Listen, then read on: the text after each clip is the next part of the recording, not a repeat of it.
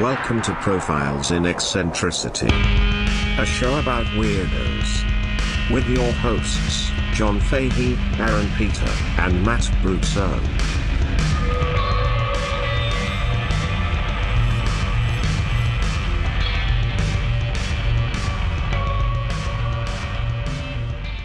Hello, folks. Welcome to Profiles in Eccentricity. It's a show about weirdos. Doggone it. My name is John Boy. It's John Boy time. Your host, John Fahey, here on the program. Joining me as ever, Michelangelo's David Duchovny. It's Aaron Joseph Pita. Hey, I brought my Red Shoe Diaries for you to read. Hey. Under my sex files. Whoa. Hello, David Duchovny Vehicles at your service. Now, over to your right, my left, that's the Frenchman henchman. That's Matt Brousseau. Hi. How you doing? I'm good. Good to be here. You look great, man. Hey, that's a nice shirt you got there, pal. Oh, thanks, friend. Is it comfort? Is it comfort? It's very nice. Yeah. It's good. He's wearing a Cosmic Ghost Rider shirt. I like that. I like that I can look at it and really kind of tell it's a comfy shirt. Yeah. Soft, you know? Joe that's made our shirts is really, like, seriously, the one that got me. Did he make this? No. But he's the one that got me aware that, like, there are more comfortable way types. Comfier grades of t-shirt. Yeah. I was always just like, a t-shirt's a t-shirt. You know, the tri-blends are always nice. The tri-blends are really nice. Yeah. And then, you know, the shirt I'm wearing now is not necessarily that comfortable yet. Yes. But what I do with a lot of these new shirts, this is an In Living Color shirt. I wash the fuck out of it. Yeah, I try to get them threadbare. Sometimes I take a little bit of a fine grit sandpaper and I rub it down in all the joints and such, and the seam rip it as well. Rip the seams out so it acts like it's a vintage shirt. That's nice. That's nice. We have great fun all the time. We do have great fun all the time. Especially on Patreon. If you join that sucker, $5 a month, you get an extra episode, and we're real loosey-goosey on that one. Yeah, we're really going for it. We did release... our last one was super fun. It was really fun. The last Patreon was really fun. Talked about old German porn. Old German porn. Boats of mail order brides from Boston coming to Washington. That's right. Also, some of them got left in San Fran. And then you told us about a very special baboon. Oh no, chimpanzee. Well, it started with the chimpanzee story, but we moved on to the baboon. The baboon that you brought up as kind of an ancillary, a totally unrelated thing. But it's about a talented ape. Yeah. And primate. And we talked about The Crow, the major motion picture The Crow, and its tragic, real life conclusions. That's right. And that was really fun. Yeah, so there's more of that. We released a preview of the Spider-Man Graduation erotic fan fiction. That was right. That last week, preview, yeah. So if you like that, there's more of that coming. Yeah. I actually have a thing I didn't do on the last media episode, by the way. Especially for our pal Kim Fraser in Atlanta. Oh, hey. So I'm gonna play that probably next time on the show. Is that right? Is that the Pizza Coalition? That's Atlanta Pizza Coalition. That's right. But we love you, Kim. We do. And stay tuned for that. Now, I understand you've been accused of Drinko's pee-pee. I stand accused of Drinko's pee-pee, and I sit accused of Drinko's pee-pee, and sometimes I make a sit-down pee-pee as well. Well, that's a progressive way to do it these days. That's right. Sometimes I AC Slater the toilet when I do it as well. Wait, nice. is that what that's called? Is what's called? Sitting down to pee? No. Sometimes I AC Slater. Yeah, so what does that mean? Well, how does AC Slater sit in a chair? Oh, I see. Okay. With the back to the front. You face the tank. I like to face the tank, and that way I can either, cut up my caviar or do a line of coke. Sure. Yeah, wasn't that the original design? What I like to do is flush it and feel my testicles get the whoosh. Yeah, it's a pre-bidet. Of the waterfall. That's Yeah. right. It's Now a that's pre-date. nice. That's right. A little wisp. Oh, give my nuts a swirly. Oh, yeah. Aaron, I understand you have a little thing that you didn't include in the last Patreon because we were kind of running We're long. running a little long, and this is just a little baby short one that I saw. I saw a Vice interview. This woman died earlier this year. Actually, right around this time last year, actually, but it's been a weird year. But this is the story, just a quick little story of Freddie Overstegen, You familiar with Freddie Oversteeg? Freddie O? No. Yeah, she was born in 1925, September of 1925, in the Netherlands. And she had an older sister, Truus. And 25, you say? 1925. Yeah. Yeah. Oh. Take a guess. Things were about to change. She and her family, they lived like on a barge. They were kind of poor. You also know that Barge folks. Yeah, barge people. Yeah, but also Netherlands is known for their canals and their fjords and such. In America, the barges are for the garbage, but in the Netherlands, it could be for anything. Or really. in America, it's for L de barge. So if you're into that Hunt R&B style, Yeah. They I am. yeah, man. They had harbored before World War II. They had harbored people from Lithuania in the hold of their ship. They even though they were poor, they would help people out. They harbored. Got it. Nice, good. Is that what you? Yeah, but that wasn't supposed to be a play on words or anything. But they'd like help people who were like refugees or On the barge. yes, It's like a boat within a boat. you know? Right. It sounded like you said Harvard. no, harbored. Like that uppity cottage. The uppity cottage. Yeah. Might as well. Parents got divorced. She was raised by her mother, who taught her like mad communist principles. They got off the barge and moved to a small apartment. She would remarry, but they still lived in poverty. I wish we were on that barge. Back in the good old days. Her mother encouraged her to make dolls for children suffering through the Spanish Civil War. In the early 1930s, she volunteered with the International Red Aid, which is kind of like a communist Red Cross for political prisoners around the world.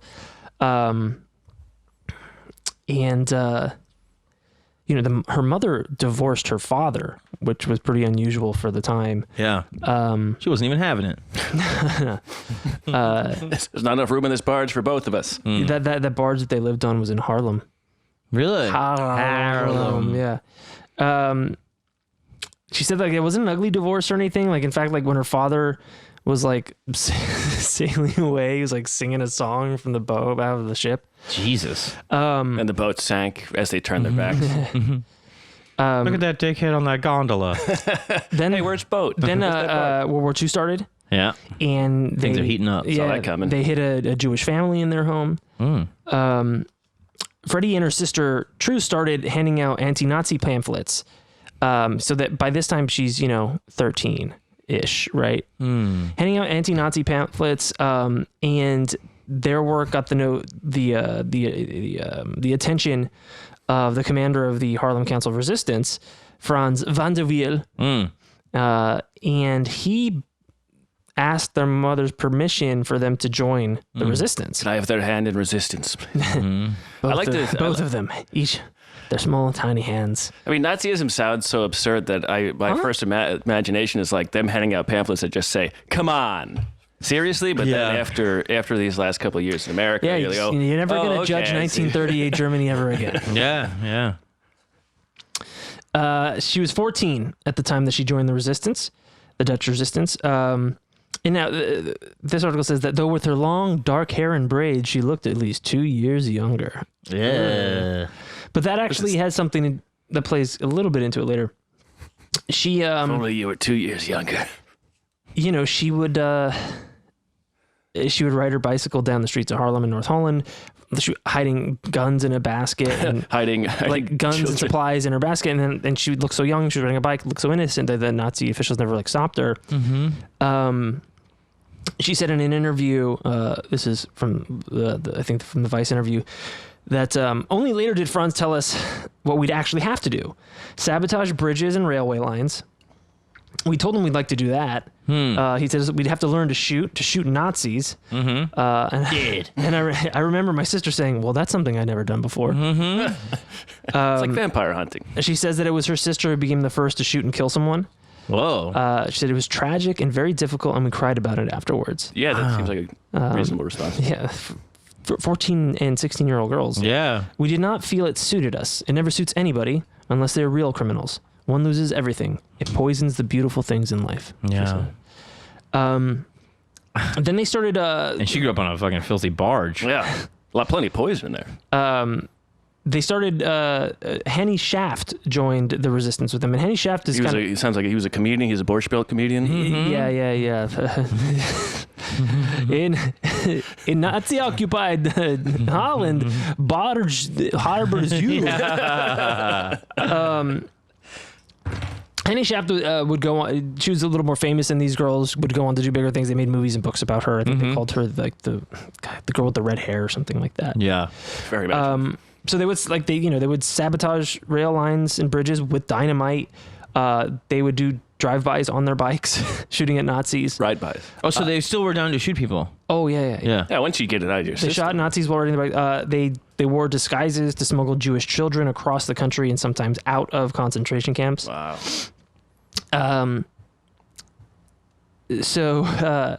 Like Freddie was the first to shoot to kill someone while riding her bicycle. This one thing. So she describes this to Vice about how they would lure Nazis into the woods. Oh yeah. She says Truce, her sister, had met him in an expensive bar, seduced him, and took him for a walk in the woods. She was like, "Want to go for a stroll?" And of course, he wanted to. Then they ran into someone, which was made to seem like a coincidence, but he was one of ours. And that friend said to Truce, "Girl, you know you're not supposed to be here." So they apologized, turned around, and walked away. And then shots were fired, so that man never knew what hit him. Wow. Oh, okay. So I have you waiting in the woods. Right. I pick up one of these Nazis. I'm like, "Oh, you want to go for a stroll in the old woods?" Yeah. And we walk out there, and you say, "Hey, you're not supposed to be here. Get out of here, girl." Yeah. And we both turn around, and you shoot him in the back of the head. Killing them softly. It's Hey, yeah, that's interesting. I remember hearing like bits and pieces of the story. Or at least she brought men to the woods part, and they were murdered. But I didn't know that. That's a nice little twist. And I'm sure there's various iterations of that comic. Sure, they play a board game. The guy loses. He shoots him. 'Cause They he's actually angry. have sex. Yeah, He falls asleep. They garrote wire him. She says, Freddie Wonderland. says, we had to do it. It was a necessary evil, killing those who betrayed the good people. And then they asked her, how many people that she killed or helped killed. And she said, "One should not ask a soldier any of that."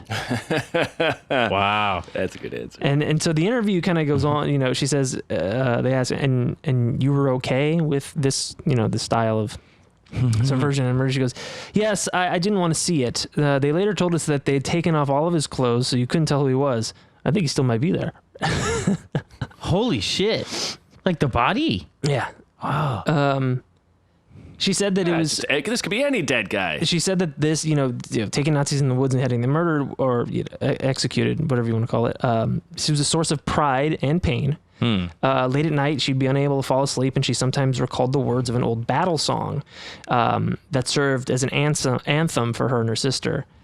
And it's not going to rhyme or anything because it's translated, but she says, "We have carried the best to their graves, torn and fired at, beaten till the blood ran, surrounded by the executioners on the scaffold in jail, but the raging of the enemy doesn't frighten us."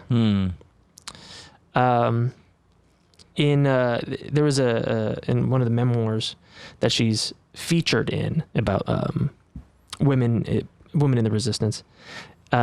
She often would speak about the physics of killing, not like the trigger or the kick of the gun, but the collapse of the body. She would say, she said to the Dutch newspaper, I don't know how to say it. Yeah. Dutch newspaper. Got it. There's like too many consonants in a row. "I've shot a gun myself and I've seen them fall. And what is inside us at such a moment? You want to help them get up." Wow. Well, she does.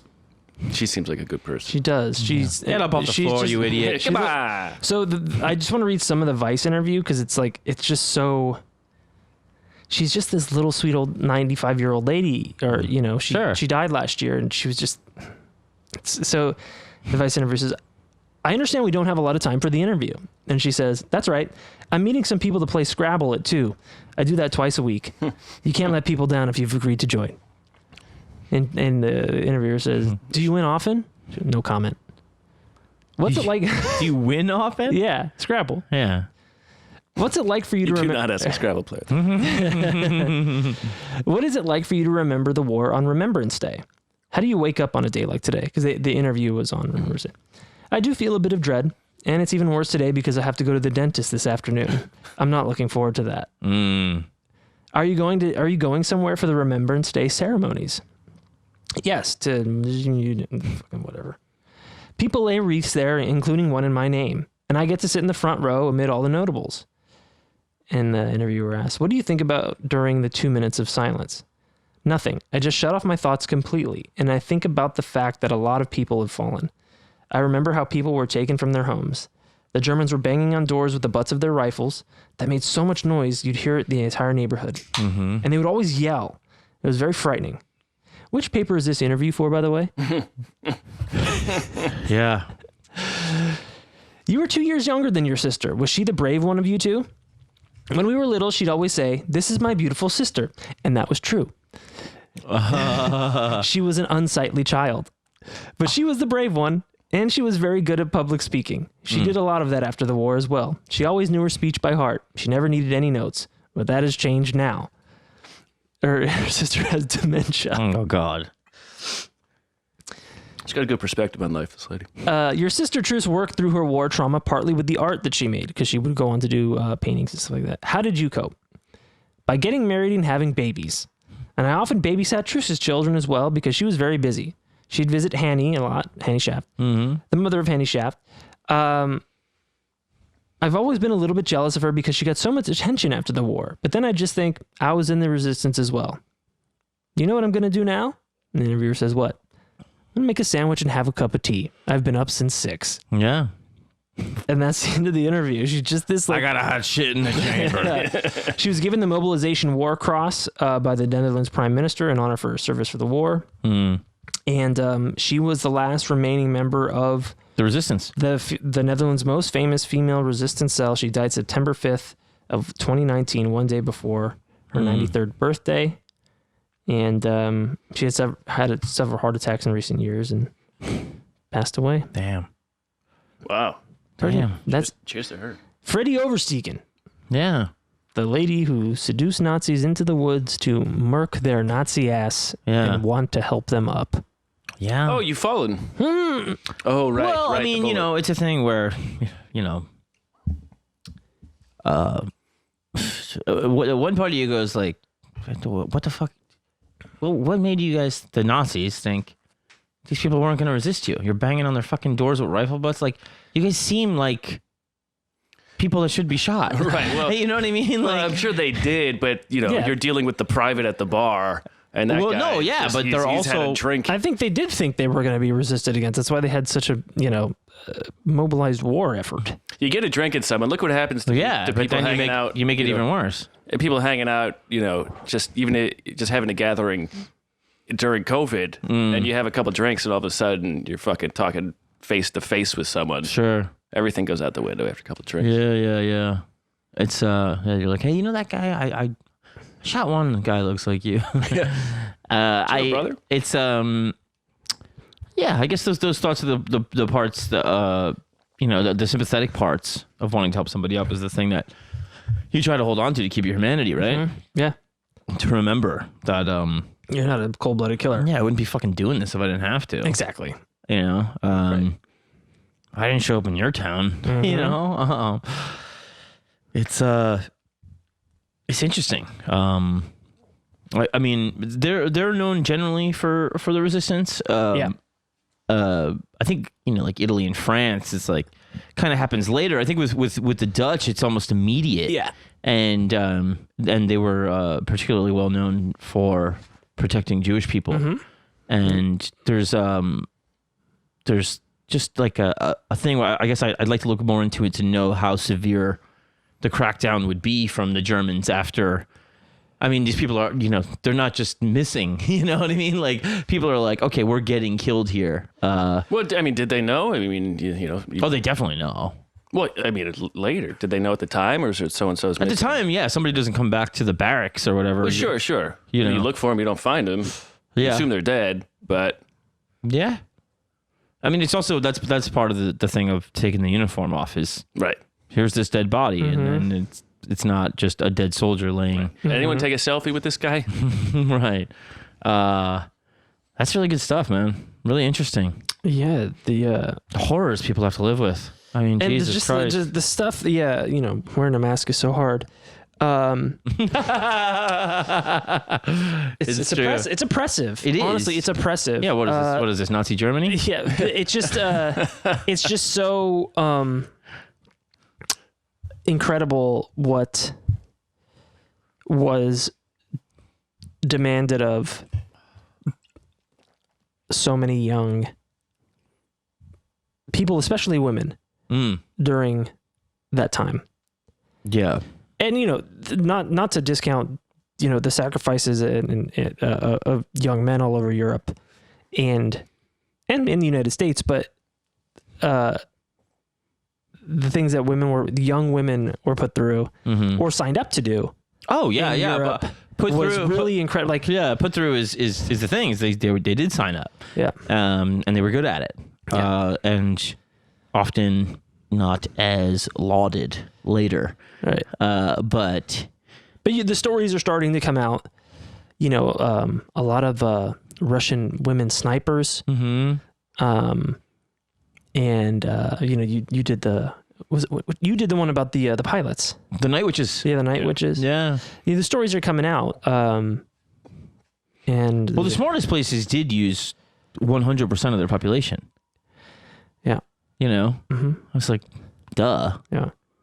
I think probably too in a place like the Soviet Union.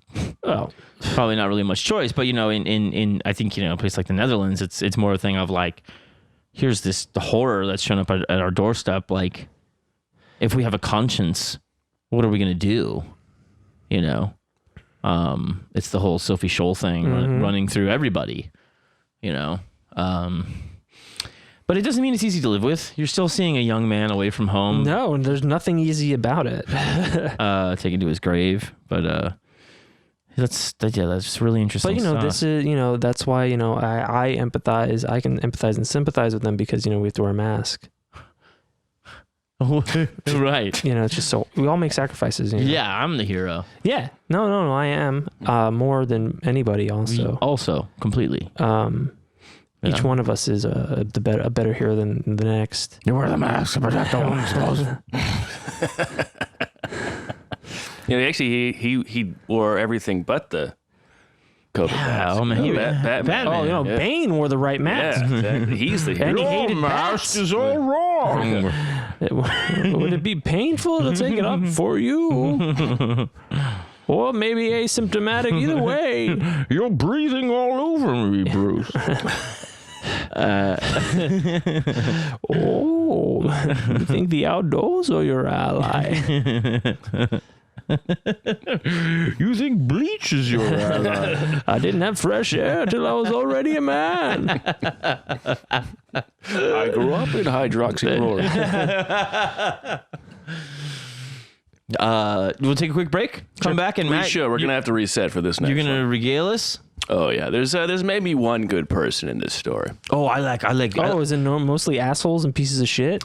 It's one guy especially. Teeming with. Not a lot of heroes. Teeming with scoundrels. Scallywags. Yeah. Rapscallions. Knaves. Some sad folks. Yeah? Yeah. You in a swamp now, baby. Oh, boy. Some of that. A real quagmire. We'll be right back, folks.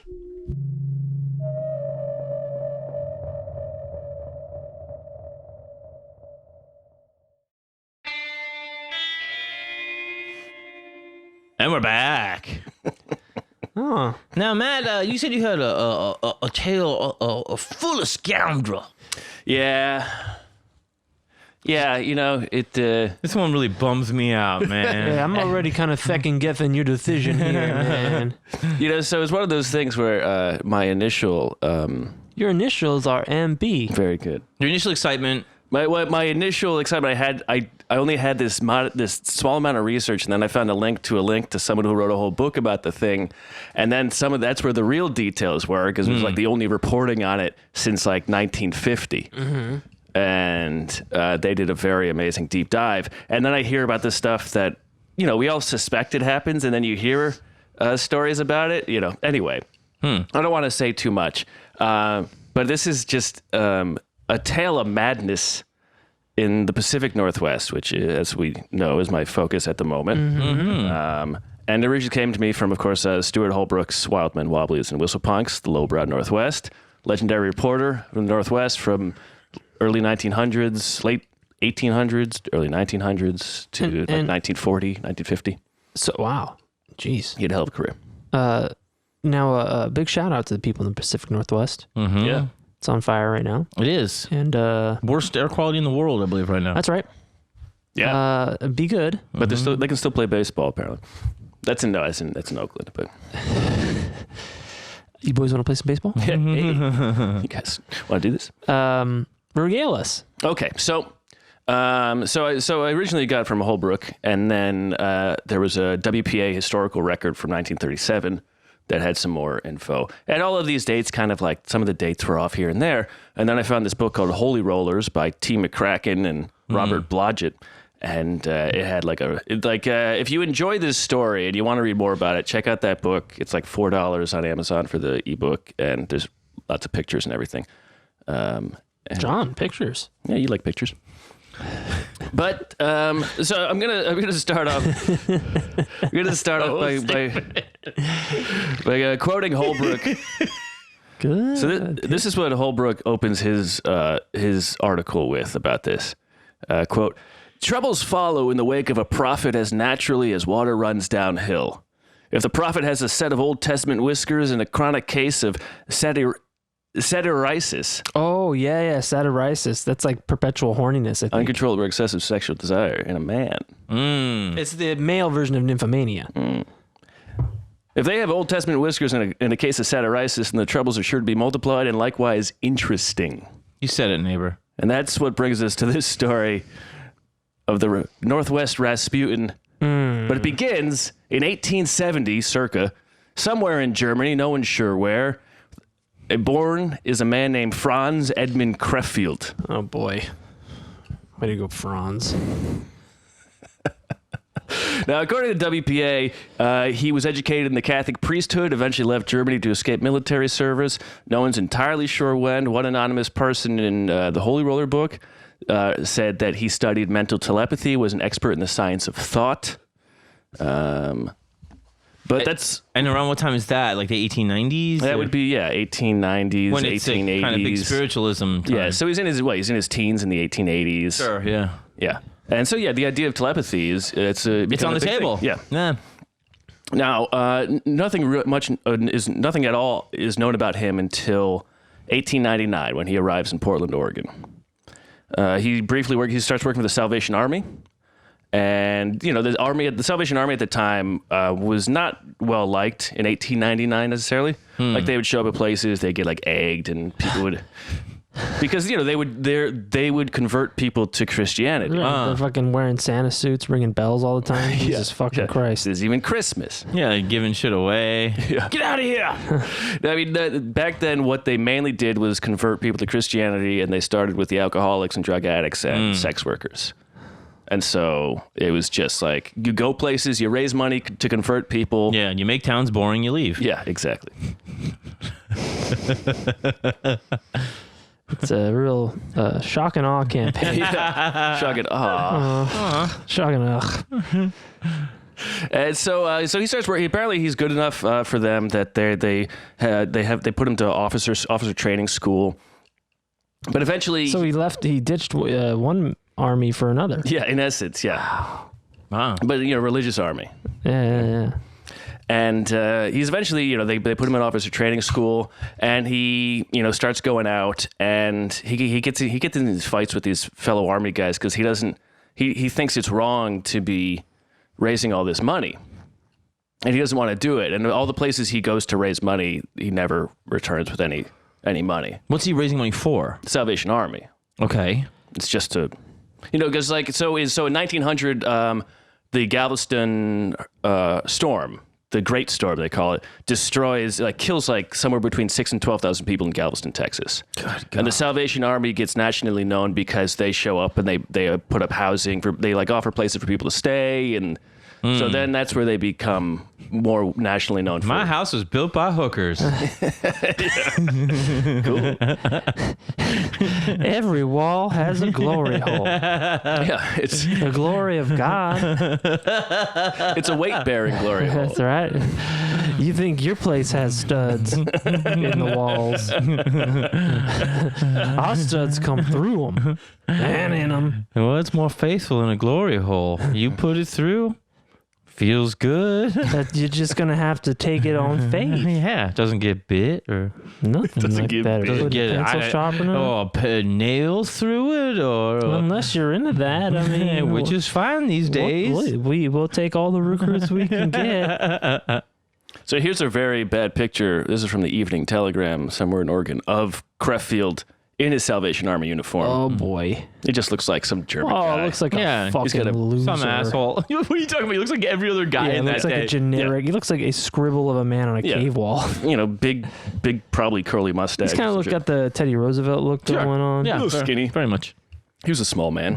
Colonel Mustard-ish. Creffield was. So he doesn't like the administration of the Salvation Army. So, But why is it bad to raise money if you're doing it for these kinds of causes? I don't know. well, I mean, who's to say what his specific motivation with the Salvation Army, with leaving the Salvation Army was? Yeah. Other than he was. People remember him getting in fights about having to raise the money. Got it. Maybe he just wanted to convert people. It Or didn't maybe he suit was- him like this Right. seduction. And, Right, but the So let's say you telepathy- convert people, but you don't bring money, and does the Salvation Army still want you going places? yeah. Right. What's But the I job? want to be a telepath. Stop it! It's really good. I'm Xavier. Professor Charles Xavier. So Charles. Isn't that right, Charles? So he goes to he meets someone doing all this, and he takes their advice, and he goes to this place in Salem, Oregon, called the Pentecostal Mission and Training School, and that's where he spends like a summer. Nice. Now, this is from Holy Rollers because all of the early reporting on him stated that he just went into the woods, and when he emerged months later, he had a giant beard.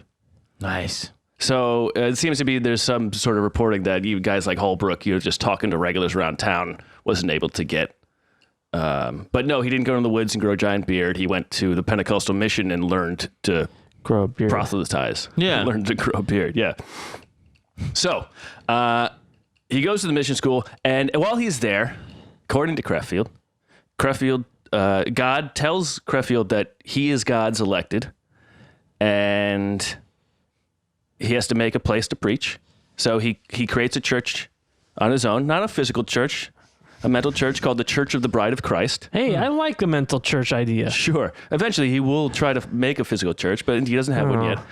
So it's just in your mind first. Church of the Bride of Christ, it's called. And boom, his boom, name room. his name is now Joshua II. Oh, he changed his name. Yes. What Josh too. Josh 2.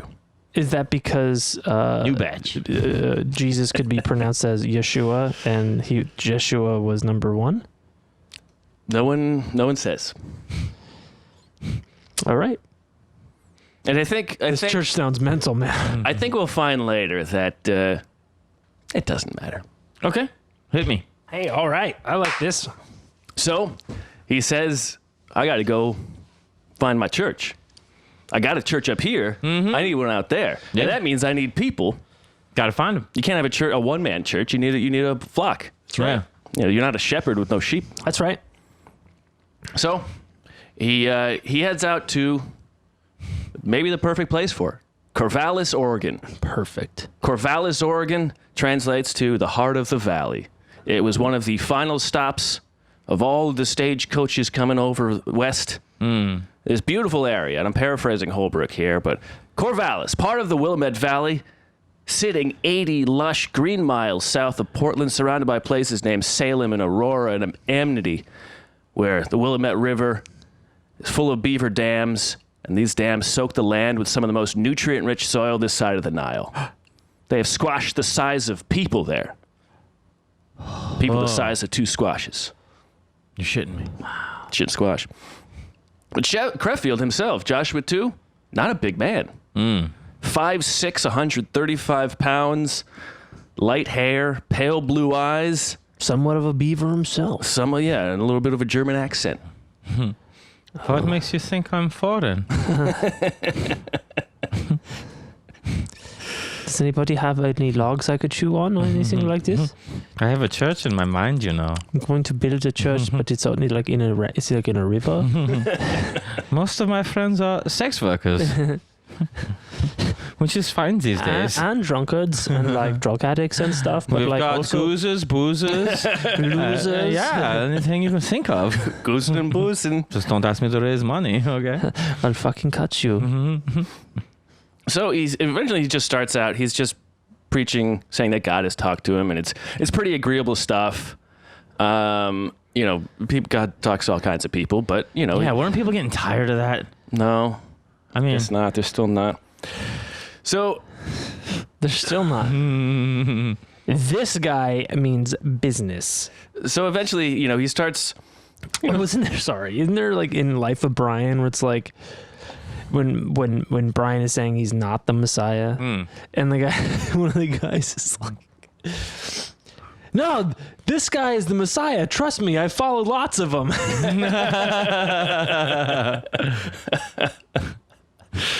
So I mean, it does happen. There are preachers come to town, they leave, and some people are still looking for that healing feeling. Anybody got into that good snake oil? Yeah. And so at first it's pretty agreeable stuff, and then he, so as more people show up, he starts to denounce. He gets a little more fiery, starts denouncing people, and then he starts getting bigger and call and response things, and he's telling people. He says that get on your knees and pray, and some of the women there start doing it, and as they're doing it, they're praying nonstop for hours on end. Oh, no. And he's telling them, he's like, you got to do this, otherwise God won't talk to you. And he starts rubbing their shoulders. Yeah, that's nice, isn't it? And because he's saying this, I can't explain God talking to me. You can only experience it. So you have to experience it like I've experienced it, right? And so all these people these women are praying on their knees nonstop for hours on end. He's rubbing their shoulders, and he says, quote, all forms of mental and bodily suffering could be cured by the laying of hands. And so they keep praying. 5, 6, 7 hours go by. And if you stop praying, you can catch these hands. And if after 7 hours you still haven't felt the word of God, well, then you got to keep doing it because it's going to get you. Can you just say, "Oh, I got the message"? Yeah, rhythm is going to get you. These people are not searching for a lie to God; they're searching for a real God. Yeah, they want it, man. But don't they want to like maybe go home too? No. They've been home. Yeah. How many months did he have to disappear to hear the word of God? If they're going to get it after 7 hours? It was like a summer, but he didn't tell them that. Oh, right. Well, my sexy Salem summer. Man, oh man. I can almost picture it now. Me and God up by the lake or whatever it was. All those drug addicts and hookers around and beavers. So, and then he says, if being on your knees and praying isn't getting it, get on the ground and start rolling around. And then as they're rolling around, they're shouting their prayers. And it's just like, for anybody who's not in the building, like, this is just stupid. But for everybody who's in there, after a while, you have to they reach whatever, right? Whether that's just exhaustion or dehydration or whatever it is. You are going to experience delirium, which you can easily say is a conversation with God. Right. I mean, that's the gist. Yeah. They could have just went to the desert and starved, but no, they were rolled around on a fucking dirty floor for 12 hours. Dizzy, huffing all that lacquer. Yeah. Yeah. Lacquer. So this keeps up, and he keeps having more and more of these. And You don't want to keep this up. Nice. I knew you were going there. And so these women come back, and he's having more of these. And the people showing up starts growing, and then one meeting. This is the one that got a little scandalous. Is someone reported to the town that in the middle of the meeting, he said, "Vile clothes be off," and he ripped off his clothes and was completely naked, and he encouraged everyone to also do that.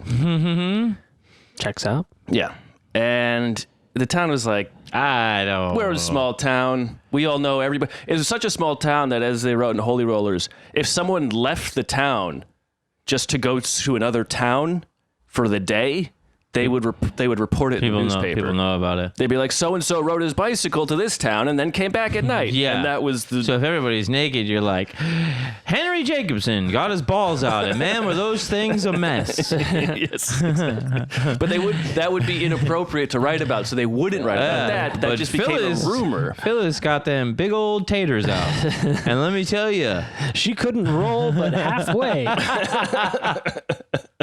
Before those things got in the way. she tried to roll the other way and ran into the same problem eventually. Wow. It was kind of a 3/4 roll, but she did her best. We tried to get an artist rendition of all that, but yep and died. That was the time of my life. We had someone do a chalk rubbing of the floor. So the town gets annoyed. 1903, the town gets annoyed. This is just a few months into it. The town is like, this is stupid. 1903, they say, you're forbidden from having gatherings in the city limits. Fuck out of here, man. And so, naturally, he tells his flock, he says, God says we have to hold meetings somewhere else. Got to do it. And so he says, 3 miles away, there's an island.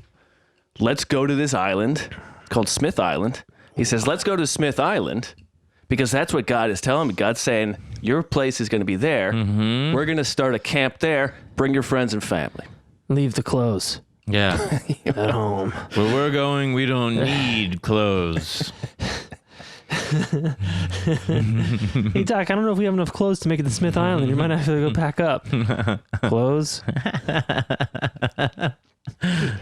So he heads out to the island, and following him to the island are just all of these family members, all of these different, but there's a little bit of a list here. The Mitchell sisters, Donna, 33, Esther, 15, they show up. Addie Bray, 22, and her friend Rose Seeley. Maud Hurt, 23, and her mother Sarah, and her younger sister May, who's 16. Nice. A young couple, and the young couple's wife's mother, and this guy named Samson Lewis. Just on his own. Yeah. Normally these things don't allow single men. Nope. Well, you got This a one lot. does. You got a lot of single ladies first. Yes, A lot. Yeah, another that's man, nice. another couple men, along with Molly and Olive Sandal from one of the richest families in town. Eventually, this guy named Brooks shows up. He just gets known as Brother Brooks. He becomes the right-hand man. Oh, and so at times, so they were in kind of like the dirt. They didn't know how to build anything. They had tents. Mm-hmm. And for 24 hours straight at times, they would just roll on the ground and yell. And this goes on for several weeks until a man named James Barry, who is engaged to Maud Hurt, shows up and he sees what's happening and doesn't stop anything. Instead, he had previously loaned Joshua 2 some money. Yeah. And then he's like, hey, can I get that money back? And Joshua goes, no, God said it's paid off. And then Joshua says, you know what, that new car you bought, could you sell that and give us the money for it? Because God said that would help. Yeah. Did he beat the shit out of him? No. He Sold the car? No, he just leaves. And his wife is still there. Still, On the island? Yeah. Wow. You can keep her. Because Joshua says that God told me that we have to build a tabernacle which is a holy house. That's right. For us to live in here. And so we just need this money, and then we can build the tabernacle. Meanwhile, there's no builders among this crew. No, they couldn't build a tackle box. No, they have tents. They're living in tents in dirt, and they have to steal food from like orchards and shit to eat. So they get off the island. Well, no, not yet. That's forward. No, I mean they hit up the orchard. There's no orchards on the island, right? I don't know if there's any on this specific island, but they're stealing food to eat. Stealing or foraging? Foraging, probably stealing some. A little bit of both. Probably it's all gods in their eyes. So, you know. Yeah. Anyway, this guy James Barry says either God or Creffield made a mistake. Yeah. Yeah, you think? Yeah. And then Joshua tells his wife to call off the engagement, and she does. And Joshua tells this other guy's wife. Yeah, this guy James' wife. Like he whispers to her while she's rolling around. He won't loan us money. He works for the devil. Yeah. So he's an infidel. Nice. So then Joshua starts preaching about purity, and he tells covered in dirt. He tells all of the women to call off their engagements. A few do, and then all the school-age women stop going to school. They're on an island, and all of their teachers are like, "This seems troubling." Oh yeah, this fucking town paper's got to be going nuts. Yeah. All the 23-year-old women are gone, and they're all out on this island over there. I mean, that fucking paper has got to be fucking... Most of the paper has to be about Smith Island. They don't have any space to talk about who went to the store. Yeah. They're printing up all this salacious stuff about people rolling in the dirt, calling off engagements, and eating fucking plums that aren't there. I mean, if I'm a fucking reporter for that paper, man, I just got some binocs on the shore. Hi. And I'm looking at it. I would embed myself. Yeah, I would be an embedded reporter. That's right. Yeah.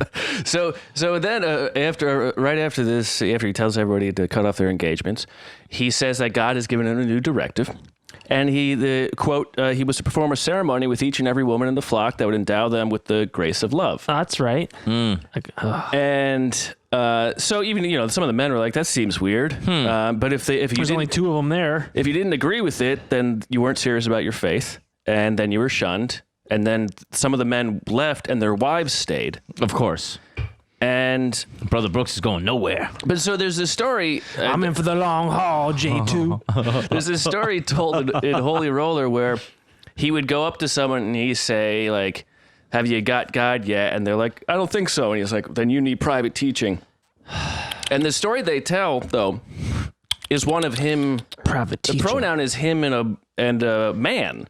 And they go to a tent, and he's giving a private teaching. Yeah. And another guy is like, I wonder what's going on. Again, the private teaching is supposed to be like some whipping or something, right? And then another man is like, that seems interesting. And he opens up a tent flap, and Joshua and this young man, once they saw this guy had seen them, they said he was the devil, and they chased him, and they beat him so badly he had to go back into town, and he had 2 black eyes. And what did he see?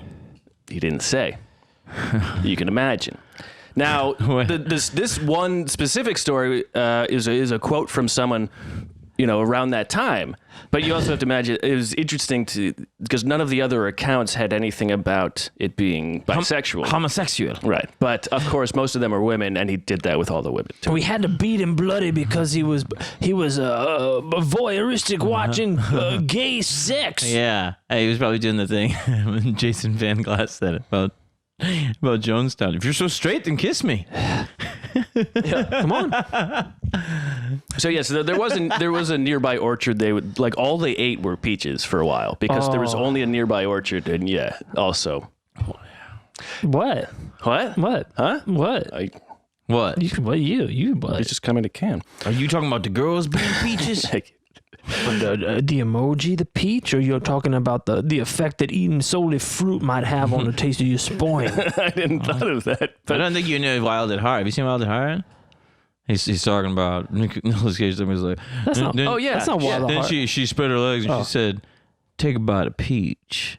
And then Nicolas Cage also says in Face Off, "A peach. I could eat a peach for hours."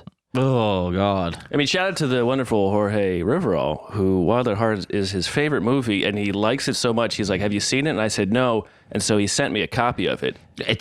And I watched it. It's absolutely It's my favorite David Lynch movie, and it's an adaptation, but it's amazing. So anyway, the Salvation Army hears about this. They send a regiment out to the island. Who brought the cream? Well, probably not who brought the peaches. It's creme fraiche. So the Salvation Army hears about this. They send a regiment out to the island to stop this foolishness, right? But the captain of the regiment, he goes into the camp. Next thing you know, his clothes are off and he throws them in the bonfire. And now he's part of the group. The Salvation Army abandons the town and even the building they were using. Wow. The building becomes like taken over by a dry cleaner or something. Dry cleaner? Or a laundry, Laundromat. I'm just saying, it's a sad account of an army. Yeah. Just say, we can't convert. We better get out of this whole place. Probably had no money. No money. So, eventually, weather, right? So they're on this island, and of course, then it starts raining, and it's a bad place to be when it's raining. Oh, the muddy island? Yeah, seems like not a good idea. the Pac Northwest? So Joshua's like, "Oh man, we need a new place." God says, This is a sign. and so Maud and Sarah Hurt, the daughter who had called off her engagement, and her mother, say, "Hey, our family has a cabin just outside of town, which is perfect because you can't be in town." Mm-hmm. Is that the wealthy ones you were saying? They weren't the wealthy ones, but they had a nice enough cabin, and it can fit 18 people in it. Say. Oh, hey. So you can fit almost the whole group at least, Have you had this the whole time? We've been out here rolling in the fucking dirt like savages. So the Eating thing peaches. is, the matriarch of the family, O.V. Hurt. O.V.? I don't know what the O.V. stands for, but his name's O.V. Hurt. He's just he's almost too nice. He's a guy who the patriarch. the purest, patriarch, the purest Christian Yeah. well, you got to help people. Sure. I think it's important, people make mistakes. And Sure. and so I got to fill this cabin with these 18 fucking psychos. I love my Most daughter. of them women. and That's my pretty wife. cool. Which is fine these days. I like that. So he was there with his son Frank. And Ovi had him and his wife had adopted. After when his kids were going to college, he adopted 3 more kids. Oh, He just seemed like a good dude. But now, after they moved into this place, now Joshua's saying, "This is what you eat. This is when you eat." He's, he had already taken all of their clothes thrown into a fire, and they had to have like rags as Really? clothes. Yeah. And so they're all dressing like shit. They're eating like shit, but he's in control of the entire operation. Sure. Because, God. That's what you do, yeah. And everybody's got a nice pubic beard. Oh, that's right. Yeah. so One nice infestation of lice. You in the jungle now, baby. and he would tell them when to pray. He would tell them when to sleep. He would tell them how to sleep. Sometimes he would make them sleep in the cold. Sometimes he would starve them. Just this whole nonstop grinding you Test of into. faith, yeah. This is going to be worth it. And O.V. Hurt was eventually just being like, this seems stupid. He was eventually called the Black Devil. He'd been married to his wife for 23 years. She was now a part of this thing. Hell yeah. And after a month or two, he just can't take it anymore. He quits his job, starts dressing in rags, and joins. Wow. OV? And he always dressed nice. He had a good job, and now he's just part of this. And so not long after this is the twice annual house cleaning. So it's like almost this ritual in town. You clean your house in spring and fall. Mm-hmm. And what you do is you take everything that you don't need, like all the rags and stuff, and the rag guy comes around and you give it to him. Yeah. And, The rag and bone guy. Yeah, basically. But, not the bones. No, you put that in a pot, boil it for a few days, you got yourself a broth going. Yeah, usually just like you beat some carpets and you hand your rags off. Yeah. Yeah. But Joshua says, no, this is what we're going to do. We're going to take everything out of this house and burn it. So they burn all the furniture.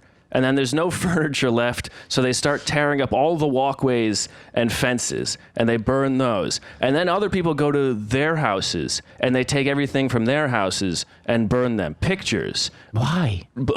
Riches. It's a sacrifice. Yeah. A cleansing. It's a cleansing. A burnt offering to the Lord. And then And the Lord smelled it, and it was good. they tear up the walkways. They tear up the trees. They tear up the bushes. Do they tear up the dance floor? They might as well have. They burn all of it, and then to top off the fire, they burn the chickens, and they throw the cat and the dog in there. No, Yes. that's unacceptable. Yeah. Alive? Yeah.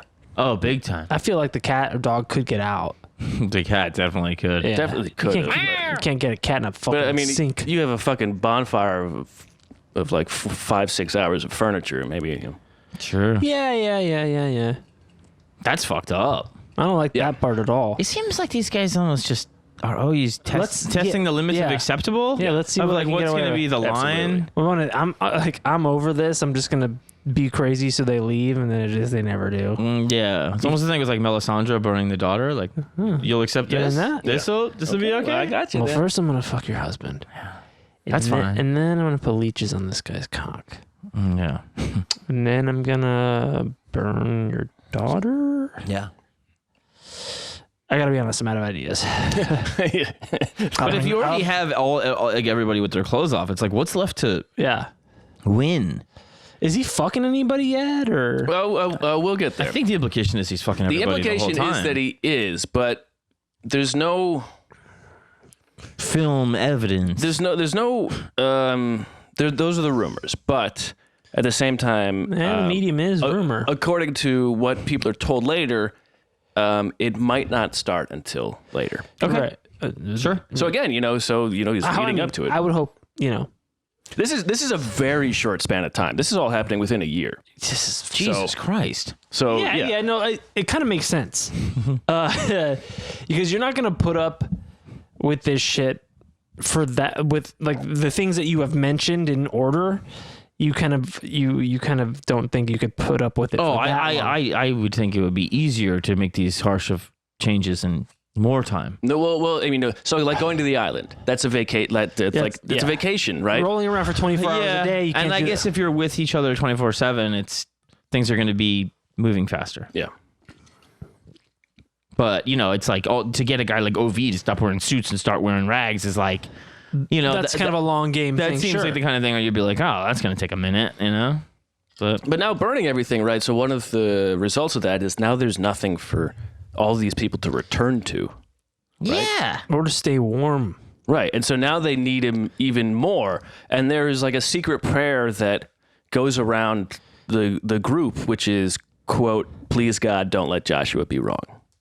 Oh. Wow. Because, you reach a point where you go, well, we've gotten this, it's the sunk cost fallacy. Yeah, exactly. We've come this far. We got to keep going. Yeah. That seems like the secret prayer of every religion or cult or, cult of personality type of thing. Definitely the ones where you started fucking burning dogs. Fucking no morality. I mean, Jesus, man. Yeah, you said it. Who? You know what? Fuck this dog. Who's this for? Like, what the fuck is going on? Yeah, I mean, I can understand a cat, but like... They already don't have their clothes, man. Just be cool. Well, the thing is, You got the cabin. it's still... Shut up. It's still, for him, maybe the control. I mean, we can get into it after, but maybe the control maybe is... God- Well, no, yeah, God no, doesn't I like think that's it. dogs, Too, is that if there's no mission, Right. what are we doing? Right. And then its idle hands are doubtful of a leader. Right. So even if you're doing something bad, at least you're doing something. Right, you got to keep... There's a project. upping the state, or at least the next thing. Otherwise, they're just going to get... Yeah. I mean, think about how You get used to something. Think about how bored we got that fast in a cabin where you go like, man, this is a lot of time here. And then you go like, all right, well, what now? And you're just like, all right, well, I guess I'll wash those dishes. And then I guess we'll try to fix this thing. You gotta keep doing shit going. Well, and the moment that... So, let's say they eat something. Now they have energy. Will they think about not being here? Right. So now we're going to... we have all this energy. Let's burn everything. Let's here's a thing to focus on so you don't think about not being here. Yeah. And especially if I have you burn everything that you... Like, one of the Hertz burns a guitar, which is like, there's barely any guitars out there. Mm-hmm. She burns a guitar she won in like some contest. Mm-hmm. And so they burn things that are irreplaceable. Right. Someone burns a bike, and it's like, there's barely any bikes out here. Yeah. But burn especially the things that remind you of other times. Yeah, exactly. Right. Yeah, tie you to the time before, and now that space, there is nothing but life here. Yeah, that space in your mind is now occupied by the group, Right, or me, or whatever it is. Right. So it's not just you give up your money because then that'll fund it, but you give up your possessions so you are desperately in need Yes. of what they offer, what Right. this place offers. Yeah. So John, the cover just the spirit moved it. It did. I also think that's kind of a thing with like, you know, the doing away of everything under like, you know, like the original Soviet stuff too. Sure, It's like, sure. you know, getting like the state should be a religion, Well, yeah, that's the point of you know. It's just like the only life you have is the one you have with me. yeah. right, yeah, that's a thing that happens with abusive partners too. Yeah. So anyway, so now at this point, everybody's in because all they're saying is, please let him be right. Because if he isn't, then, you know, they're reaching a point of no going back. So right after this giant bonfire, the whole town is like, okay, this is too much. And this is right out of town, right outside of town. But everybody in town is obviously aware of it. Small town. Hell yeah. One guy rode his bike to somewhere and noticed it, you know. And so the sheriff This place shows up. smells like burning bike. The sheriff shows up and Joshua says, what do you want? The sheriff says, I just want to come in, see what's going on. And Joshua says, let me ask God if that's okay. And he starts walking forward and then backward on the porch and then like shouting into the heavens. And the sheriff is like, this is fucking stupid. And then OV Hurt sticks his head out the window and he's like, oh, hey, Sheriff, how are you? And the sheriff's like, hi, OV, can I come in? OV's like, yeah, sure. Come in. He's not God. You just got to ask. Wait, it wasn't even that. It was just like, well, you just got to talk to the right guy, you know? And so he goes in, the sheriff goes in. But also that's OV going over Josh's head a little bit, right? Yeah, Literally, but he was upstairs. He seems like the guy who he didn't join because he believed. He joined because he's like, I love my wife and kids. Yeah. And they're in this, and I want to not. I don't want them to be here. So, Yeah. but at the very least, if I'm here, I can. Now, Sheriff, this is just a new zany portion of my life. You know what I'm saying? You know? I've been gonna go in somewhat of a midlife crisis, and well, Corvettes don't exist yet, and well, Perhaps you wonder why I'm wearing this dusty old potato sack. Well, I'll tell you, Josh has most of my three pieces. they've now been reduced to particulate matter floating over our There's a lot of space. yeah, particulate matter. Yeah, I don't want to get into particulate matters, but yeah, they're burned. Yeah, it is floating in the stratosphere along with our dog Pooch. So with the rolling, all of this rolling in the ground, they're dubbed the Holy Rollers, Yeah, and it seems like they took that on. This is from the Seattle Star. that is the origin of the term. Yeah. That is so crazy. That is that well known of a term. Well, and people don't really understand it's about rolling on the fucking ground. You will hear. We got Quakers, Shakers, Rollers, and Mormons. I mean, And Mormons. it would eventually, become international news. But until it does, here's a picture of Keep rolling, Joshua rolling. in the Seattle Star. This is him with his beard. That's Joshua? Yeah. Oh, really? He looks like any other guy like with Terrence a giant McKenna. beard. Holy shit, he looks like a lunatic. Holy Roller ruled by hypnotic power. So that was kind of like a post story, but that was a picture of how he looked at the time. Jacko on his backo. Yeah. So the sheriff shows up. He hears the explanation of the burnings, and he's like, "Okay, this is stupid." And he says, he takes Joshua and Brother Brooks into custody For burning their own shit? just for being like a public nuisance. I think It's public opinion is like He takes Joshua and Brother Brother Brooks. Brooks. yeah. Brooks Brothers. Yeah. But which is funny because all the suits are burned. You're gonna like the way you look. It's your birthday suit, pal. and so they're questioned by like a doctor who to see if they're sane, and they can't be put in the asylum. They can't be committed to an asylum against their will, so they're deemed not insane. Mm-hmm. But the sheriff says, probably be best if you got out of here. Hightail it out of here. Because what had been happening by now after the burning is that the news got to Portland and Seattle, and then the Associated Press picked it up, so it went national, and then it even reached Edinburgh. Oh, Scotland. So even in the Edinburgh Scotsman, That there's a cult and they're making these people burn everything. yeah, But that's not even that scandalous yet. Why would that go all the way to Scotland? because it's scandalous. Is it? Yes. How many members This are is in this cult now? This is 1904. And there's probably like 20, 25 maybe at most. Wow. But this- Well, I mean, I think it is. I think I get what you're saying, John. Is that it is pretty amazing that in the very turn of that century, the small town news of just a group of 20 people made it all the way. It's sensationalist, even if It's certainly sensationalist, and but it's not. Is it newsworthy? Well, the thing is that I think it's the same thing that drives the sensationalism of cults now, which exactly. is I bet he's fucking those girls. Exactly. That's why it's the thing between the lines. That's that what actually every story is sells the really story. about. Yeah, Yes. sure. They don't say it, but they're like, yeah, and he made them get rid of their clothes. Huh. That's why in Edinburgh they're like, did you hear about this orgy shit? Mm-hmm. Yeah, about this thing, and Did you fucking hear about this fucking German prick out? I think he's got his cock halfway up the arse of old Phyllis there. She couldn't do her 360 roll, mate. She couldn't fully roll. The fucking taters were too big, lad. She was a fucking holy weeble wobble. She was a holy dreidel, mate. She was spinning the wrong way. But they did burn the fucking dog. Hey. I don't like that. No. Yeah, also burn the duck, but I'm glad your real voice came out. yeah. I keeps it under wraps. I like to hide it. Keep it for special occasions. Only when I get horny. So they get out from the sheriff releases them, and as they get back to the house, a bunch of townspeople show up and stone the house.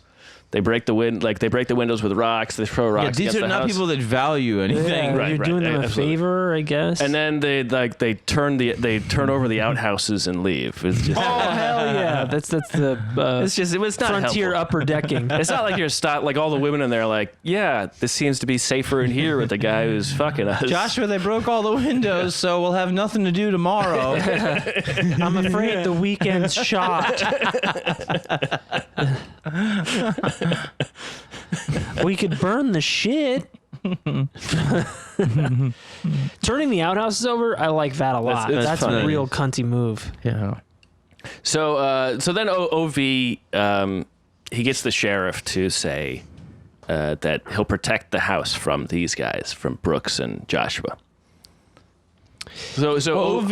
I'm sorry. Explain that again. So after they're taken out, After they come back, and the house gets stoned. Ovi goes to the sheriff and he goes, "These guys are causing trouble for this house, my house. He's saying You gotta keep these guys out of my house. you have to keep the leaders You of have to this keep cult Joshua and Brooks out of my house because you have to, so there's trouble in paradise now. well, yeah, because Ovi he didn't join to. He's an otherwise sensible man. Well, he didn't join. It He's doesn't seem allowing like, it. He's not into it. He's saying this is. I guess if this is good for my family, right? Yeah, I can roll around naked for hours on end. I'll burn all my shit, all your shit, our pets. But as soon as you throw rocks at my house, that's where I draw think the the burning line. was probably like, and there's 25 people. It's not like he could stop it. Otherwise, he had recognized that other family members who had tried to stop other people who were part of this were immediately called the devil and cast out. And so he's like, if I get thrown out of my own house, what the fuck happens to my house? Sure. Right. So the sheriff then goes.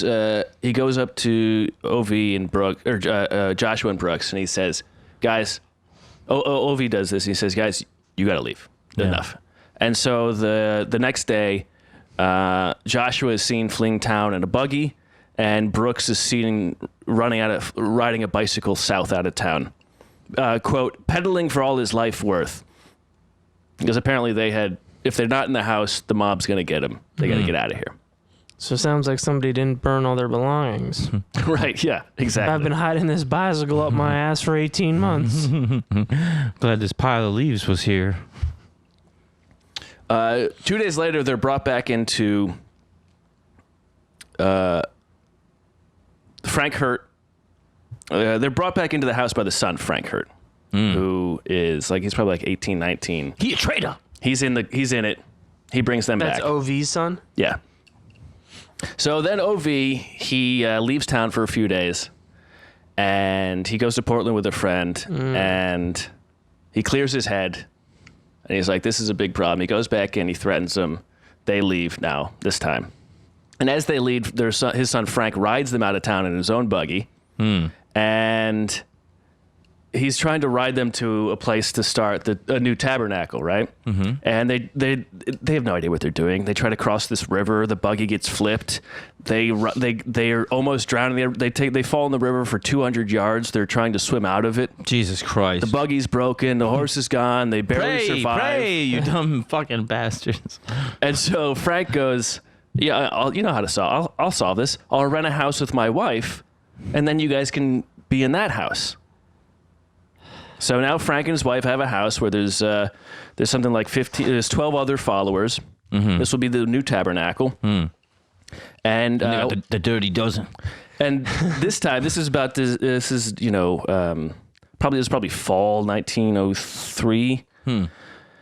And so by the end of the year, Joshua has announced to everybody in the house that God has some new teachings and cleansing rituals. Oh, good. I've been waiting for that. Nice. And that he's, this whole time he's been searching for what he called the mother of the second Christ. Oh. Because the child born with him and a woman will be the second Christ. That's right. Of course. But, with sex. Oh. And, so he announces these new teachings of God, these new cleansing rituals. He was a guy who no one could eat unless he had touched the food, because if he touched the food, then he had cleansed it. Oh, God. And so, like, some weeks he would only touch bread. They could only eat the bread that he had touched and cleansed. And so then it became one of these teachings with God is in order for you to be cleansed, I will cleanse you. That's right. So I gotta touch you, or parts of you, or inside you. I would imagine. Yeah, the tasty treats, the goodie bits, and but he decides that he says God has told him that the mother of the second Christ will be 16-year-old Esther Mitchell, and she's in the crew. Oh yeah, she's deep into the crew. She rolls deep. Yeah, she rolls deep. 16-year-old. She holy rolls deep. Now, how old is our good friend Joshua too now? He's about or somewhere around between 30 and 33. Oh. Okay. And upon hearing this news, Esther's older sister commits her to the Boys and Girls Aid Society for Homeless and Abused Children in Portland.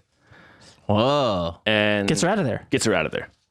It's basically, it's an asylum, but it's not an insane asylum. It's an asylum for, troubled youths and whatnot. Yeah. But when the family goes there to visit her, Esther says she doesn't recognize any of the family. What? And she doesn't spend any time talking to anybody there. She spends all of her days rolling on the floor and shouting glory to God. Whoa. And when she says God, she means Joshua. J-Town. Yikes. You got to get them young, if you want to start a cult thing. Yeah, I guess. You got to indoctrinate them, You do. Yeah, and so when she is committed, that is after Joshua had announced his teachings, his new teachings. And when we come back, I will explain what those were. Oh, yeah? Oh, God. Do what thou wilt shall be the whole of the law. And speaking of the whole of the law, young Esther. If you want to follow the glory of God, then put your junk in that damn hole, fool. Quit fucking around. We got a hog guillotine on the other side. All right, we'll be right back, folks. Stay tuned for the new rules. Yikes. New rules!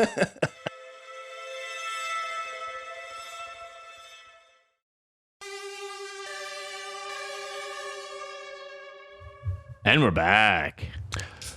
So now, I'll get into it in 1 second. But first, I want to finish the timeline because you're not part of the cult. Only the cult members know about it until Joshua is arrested. Only the cult members know about what? what he's about to say.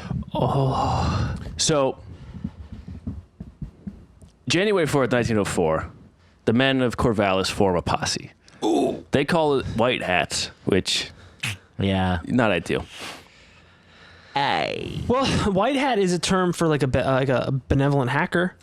Sure. There's black hats and white hats, different types of hackers, so it's not like, But they probably looked around and said, well, what are the vigilantes like? Mm-hmm. Anyway, it doesn't matter because all of these people are white. I mean, it does matter because they're white, but it doesn't matter. Anyway, so... It only matters because they're white, I say. We meant it in a Gilligan way. It was harmless. These people were on an island once. So they form a posse. You gotta sit up for this one. I'm okay, sure. I'm just really like... Pay attention, baby. No, it's the camera. Oh, yeah. I want you to look good. I want me to look good, too. So, they form a posse, and... Sorry. It's a pussy posse. Pussy. Pussy posse. Wet-ass pussy. Wab. So they form the town of Corvallis, they form a posse, and they call it the White Hats, and they take a ferry... like a boat? No. They take a ferry. They basically all ride to Frank Hurt's house where Joshua is staying, and they surround the house with torches. Very standard White Hat thing. There's 12 people in the house? Yeah, and so they cut off like all places to escape, and then they just bust in the door, and they take Joshua and Brooks out of the house. All right. They this is from Holy Rollers. While Brooks was stoical, Creffield is said to have, quote, trembled like an aspen. Once stripped, someone claimed he used a yardstick to, quote, so they took their clothes off. Once stripped, someone claimed to use a yardstick to, quote, see how big the stallion is. The rumored measurement, 13 inches. Get out. That's what the rumor was. Hard? Soft? They get it hard? Probably soft. 13 inches soft? Well, he's a grower. He's not hard in this moment. He's scared of his life. He might have a fear erection. Fear erection. Yeah. Well, it's exciting. Stimulation is stimulation. Blood moves, yeah.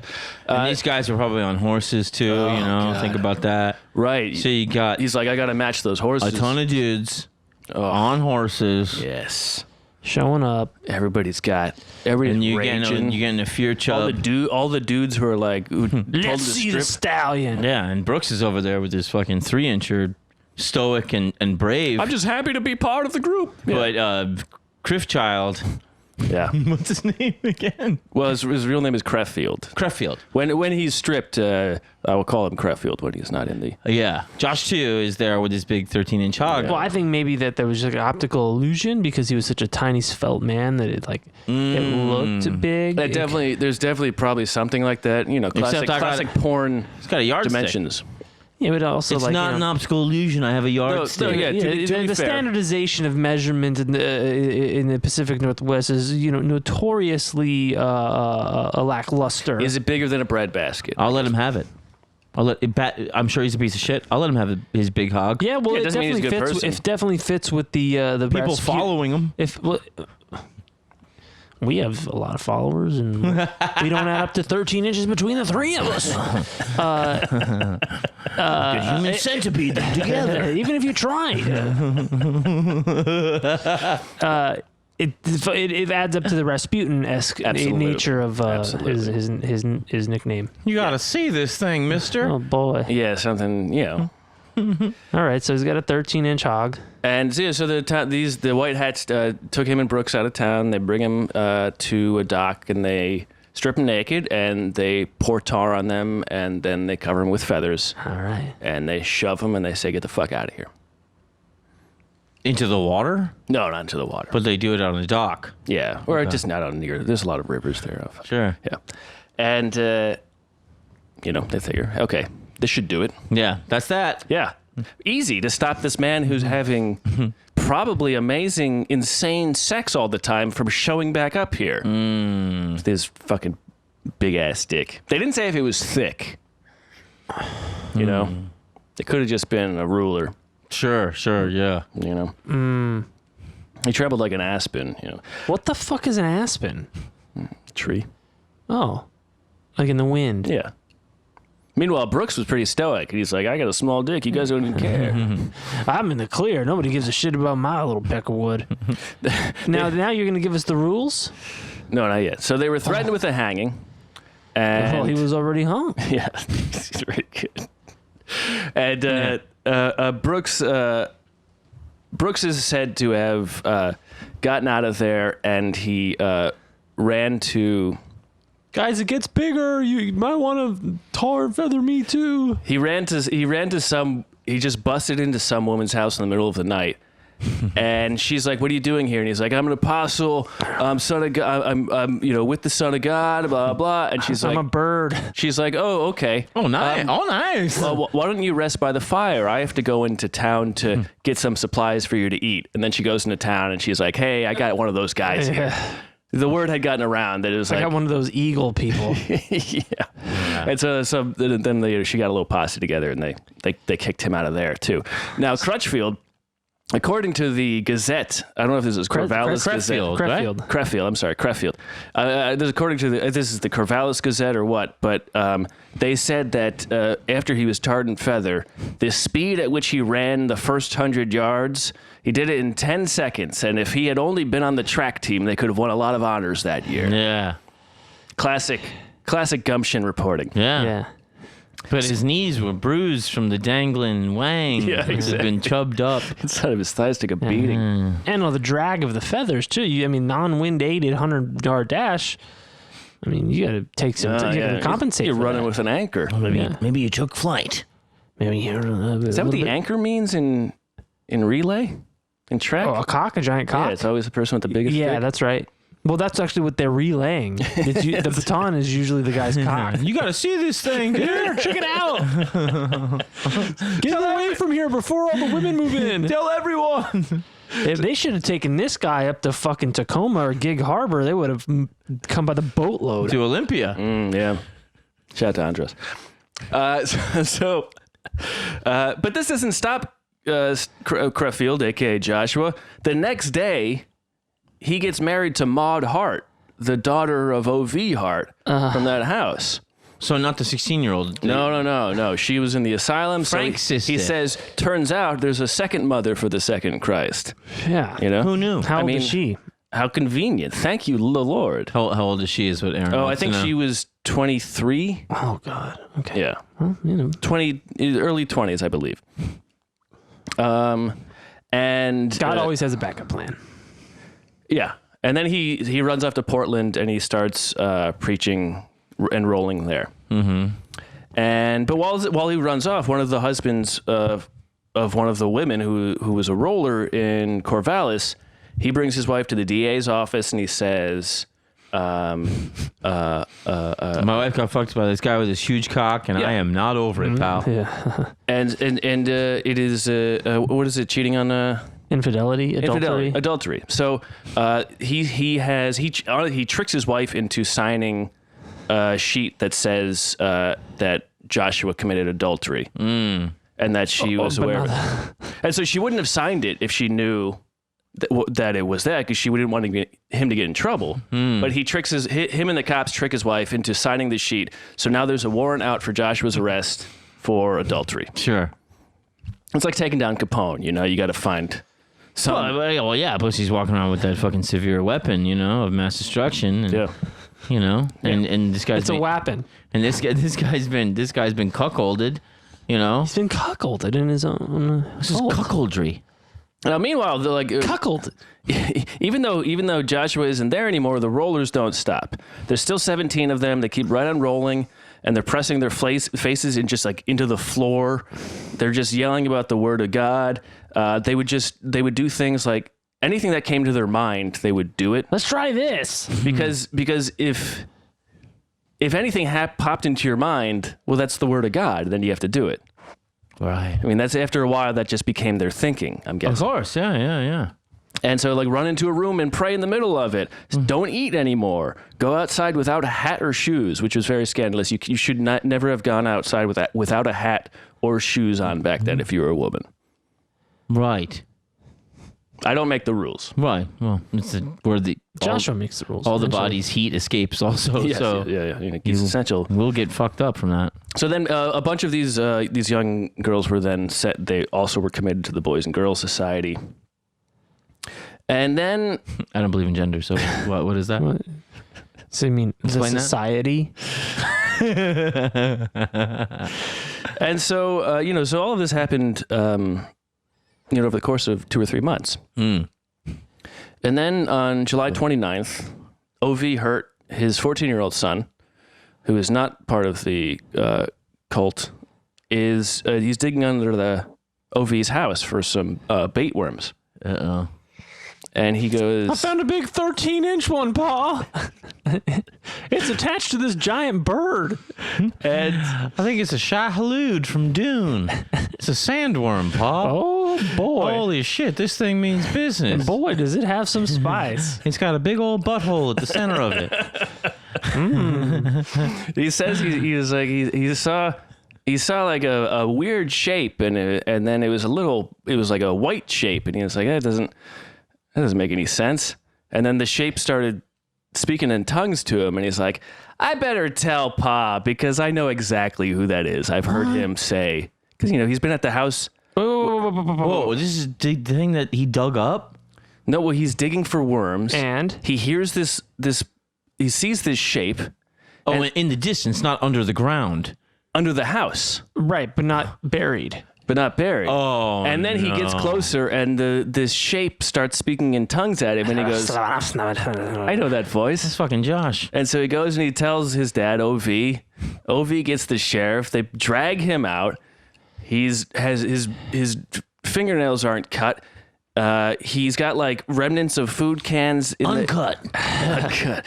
And his hair is just insanely long. He's completely naked. Surviving on a steady diet of dick cheese. Didn't talk about the hog cheese? He was living off his own Roquefort. Gorgonzola. Yeah, either or. No, Most likely a Gouda, he was German.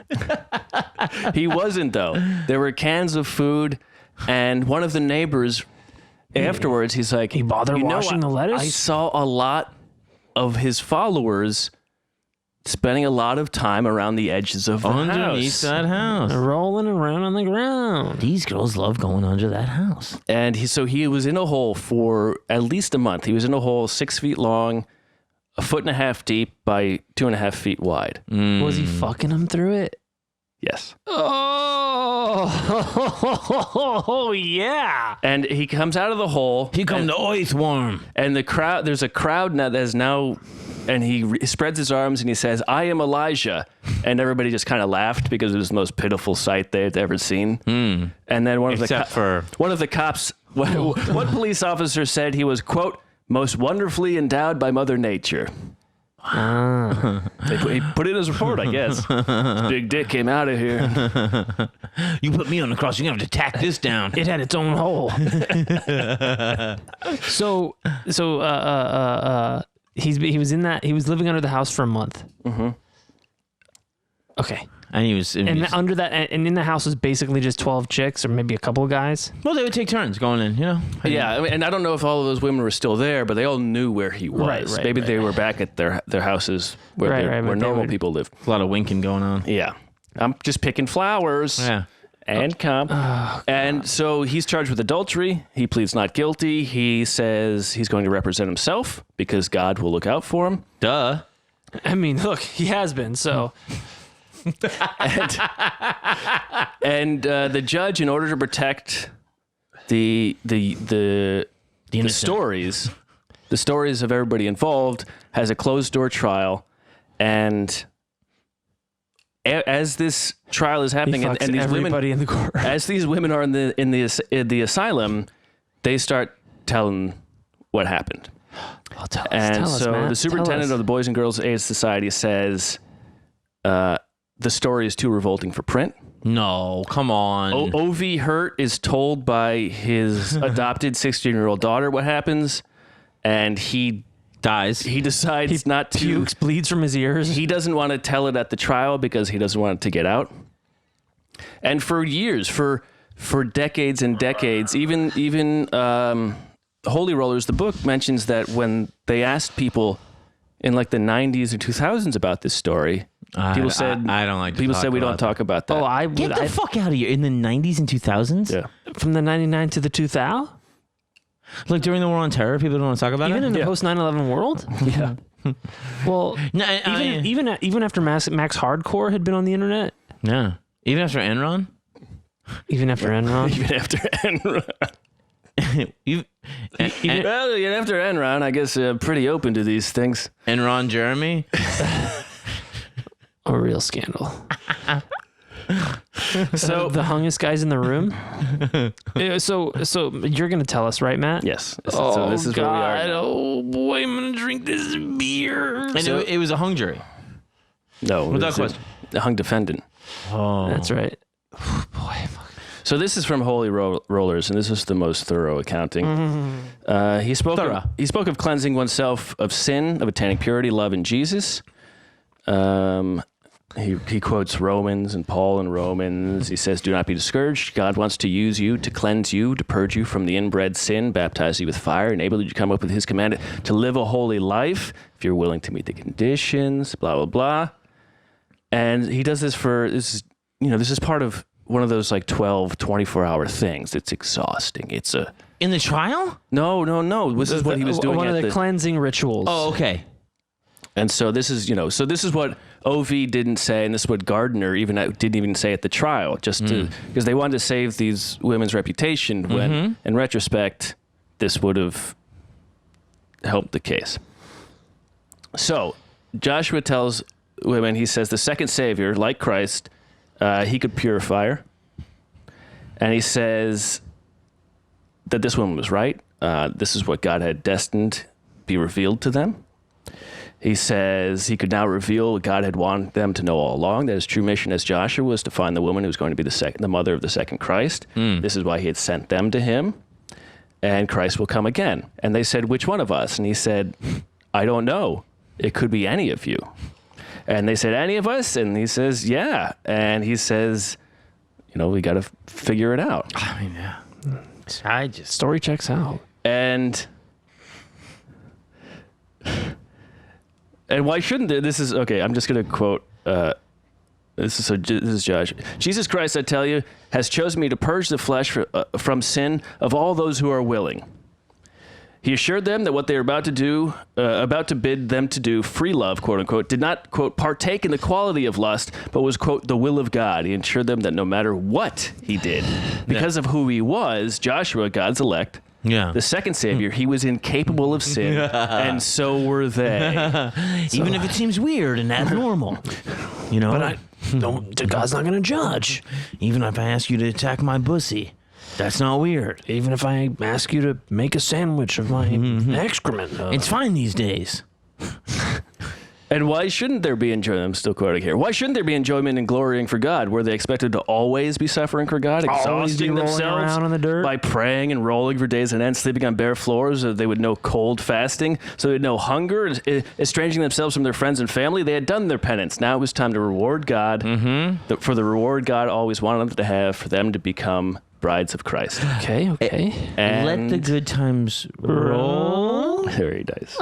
And so orgies in the name of God and purification were held at Frank's house Christmas season of 1903. Mothers were debauched in the presence of their daughters, and daughters were debauched in the presence of their mothers. And after all had been debauched, purified, Joshua instructed the women and girls to submit, quote, themselves to the lust of other men. And the only other men left were Frank Hurt, Charles Brooks, Samson Levins, and Lee Campbell. And so everybody, young and old, gave up all in service of him, Joshua, God's elect. They all made sacrifices to him. They all put themselves on the altar to him. They all gave themselves up to his bidding. They followed him wherever they led. All of them, that is, but Sarah Hurt. She refused to submit to him, to make love to him. You remember, she was the mother of... She was supposed to be the bride. No, she was the mother of... Oh, she's O.V. Hurt's wife. And she says, no, I don't know I'm not about going to do all this. that, And but I will watch. And Joshua says, if you don't, you're out of the church and God will smite you. And, quote, soul plunging into an everlasting, burning, seething hell. So rather than eternal damnation, she fucks her son-in-law in front of her kids. Whoa. Frank. Yeah. Wow. Ugh. Man. Well, it's son-in-law. I mean, as they read Holy Rose, very Old Testament. Good God, dude. Wait. She fucks her son-in-law. Frank, it's at his house. Right. Take a left and then get up. I'm here for the gangbang.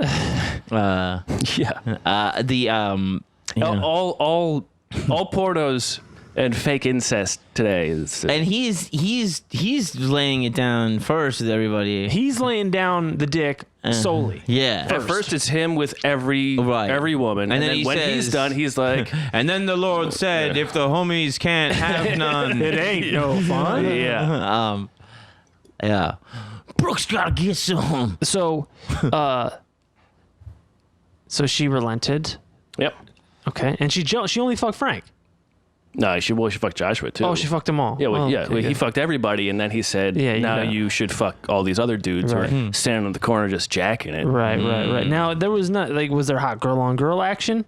Doesn't say. Hmm. Maybe. I mean, you roll over someone in the night. Now, who Brad knows? Pitt can't fuck like that. He gets all fucked out. Oh, really? Yeah. I feel bad. I feel really bad for him. That's what he says. That's what he says when Gandolfini. Oh, right. I can't remember. Yeah, but I get all fucked out. What? But you have to remember, so, yes, Sarah Hurt she's deemed insane because of this. Why? Wait, for giving the testimony? No, for taking part in this, for fucking her son-in-law. Oh. And all of the other women, And some of these women her are... daughter is Maud. who is still there? Yeah. Oh. And How they're does not- Maud feel about it? She's cool with it? They all She's love bought- it. yeah. I mean, they're not the only mother-daughter Right. thing. And some of these girls are 16. Mm-hmm. There's a lot going on here. Yeah, there's a lot. There's a lot, lot to unpack, especially in a town that reports if somebody goes to another town for a day. Yeah. To ride a bike. We're going to need more paper. But none of this comes out because no one wants to have these Nobody women. wants the paper to succeed. I thought I had my scoop. We hate the editor. Keeping track of our comings and goings, especially the comings. Now Crutchfield is Creffield. Creffield, sorry. He is deemed guilty by the jury. The judge is very relieved on this. Pouring sweat. Yeah. Oh good. Not again. Can somebody give a testimony again, please? Fuck him. But if this testimony's in there, he probably goes away for forever. But it's not, and so he's arrested for adultery. He spends 17 weeks in jail, and I'm going to show you a picture of him. So first off, this is what his arrest, 17 months, I'm sorry. So this is what he looked like after his arrest, but he's wearing the house? wearing clothes.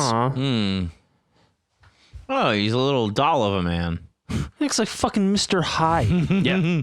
Now, eating under the house. I want you to see what his Oregon State Penitentiary mugshot looks like. Oh, I thought you said his organ looks Because like. I think this is probably the most telling picture of who he really is. Really? Oh, that is raw, Yeah. dude. Oh my God. He looks like a guy. He looks like the guy from The Hills Have Eyes and Weird Science. Yeah. Yeah. And just, so what? That beard did wonders to him. The things I've seen. Yeah. He's got the yardstick stare. Well, that's what they said. Esther, a lot of the women who were involved in this, they had that. Which is the same thing Rasputin had, was that fucking gay. The gaze. Well, a lot of the followers did too. What's that Rolling Stones song? The girl with the faraway eyes. Mm-hmm. A lot of them had. A lot of them were described as women, or It's just like a people gaze. with just there's, I don't know, something's missing, or I don't know. Right, well, they've been cleansed. Yeah. So he was, when he was living under the house, were they fucking him to the floorboards? They would when people had left. I don't know. They were fucking somewhere. Right. They let him in the house. Maybe I don't. Possibly, maybe but- they went under the But house. they were just, but at this point, they were just into it. Oh, yeah. Yeah. Well, at this point, I mean, they were into it the whole time. I mean, but he's Imagine how he he's the stinks. savior, you know. Yeah. He's under there like fucking Saddam Hussein, dude. He fucking reeks. But they're doing it. Yeah, they're I doing mean, everybody reeked back. It's not like they had fucking showers. Well, the guy that lives under the house really reeks, man. Yeah. I mean, True. He's doing that Hey Dude episode way of fucking Yeah, I them. love that episode. Came into the floorboards. He came in through the floorboards. Yeah. So he goes to jail. 17 months later, he is released December 13th, 1905. He moves to Seattle, and he calls for Maud, and he says, hey, I'm out. Let's get married. And so they do. They get married on April 3rd, 1906. And then her mother, Sarah, leaves again and shows up to join him. And then now he's all right, fucking, let's bring the crew back together. So they're just smashing again. Yep. And he calls for a new Eden to be built. He tells all of his followers to join up. And he says, quote, if you don't follow me, he says, if you don't follow me, everybody who doesn't follow me is in danger, he says. And, quote, I have called down. It's so dangerous. This is reported in papers at the time and around when he says, so you remember this is April 3rd. 1905. This is early April. And he says, 1906, early April 1906. And this is reported in the papers. And he says, quote, I have called down the wrath of an angry God on these modern Sodoms of Seattle, Portland, Corvallis itself, and San Francisco. And now they're all on fire. And less than a week later, the earthquake hit San Francisco. Yeah. Well, he fucking pulled his dick out and it hit the ground. King Kong. King Dong. Yeah, we got a regular Chris Evans over here. Al Goldstein was saying about John Holmes. It was like King Kong, but it said it was his huge balls. What are you saying, Al? I gotta fill time. I don't know. So the earthquake, the great earthquake happens. And he goes, told you so. Exactly. Nothing happened to Corvallis or Seattle or Portland, but he did say San Francisco. And so, and like these places are the Sodoms, yeah, well, Corvallis doesn't like him, you know. right? But like Well, there are places that he knows and they know. And also San Francisco for people. But I mean, like, but in terms of the colloquial Sodom and Gomorrah that he's referring to, Yeah, it should be your island. Yeah, it's wherever you were at. No, I mean, if you're not part of his cult, I get it. But Yeah. he's doing all sorts of and nasty especially shit. people in the smaller cities like Corvallis, you know, if they had been to San Francisco, they'd be like, yeah, there's a lot of, look at all this. Yeah. There's not white people here. Right.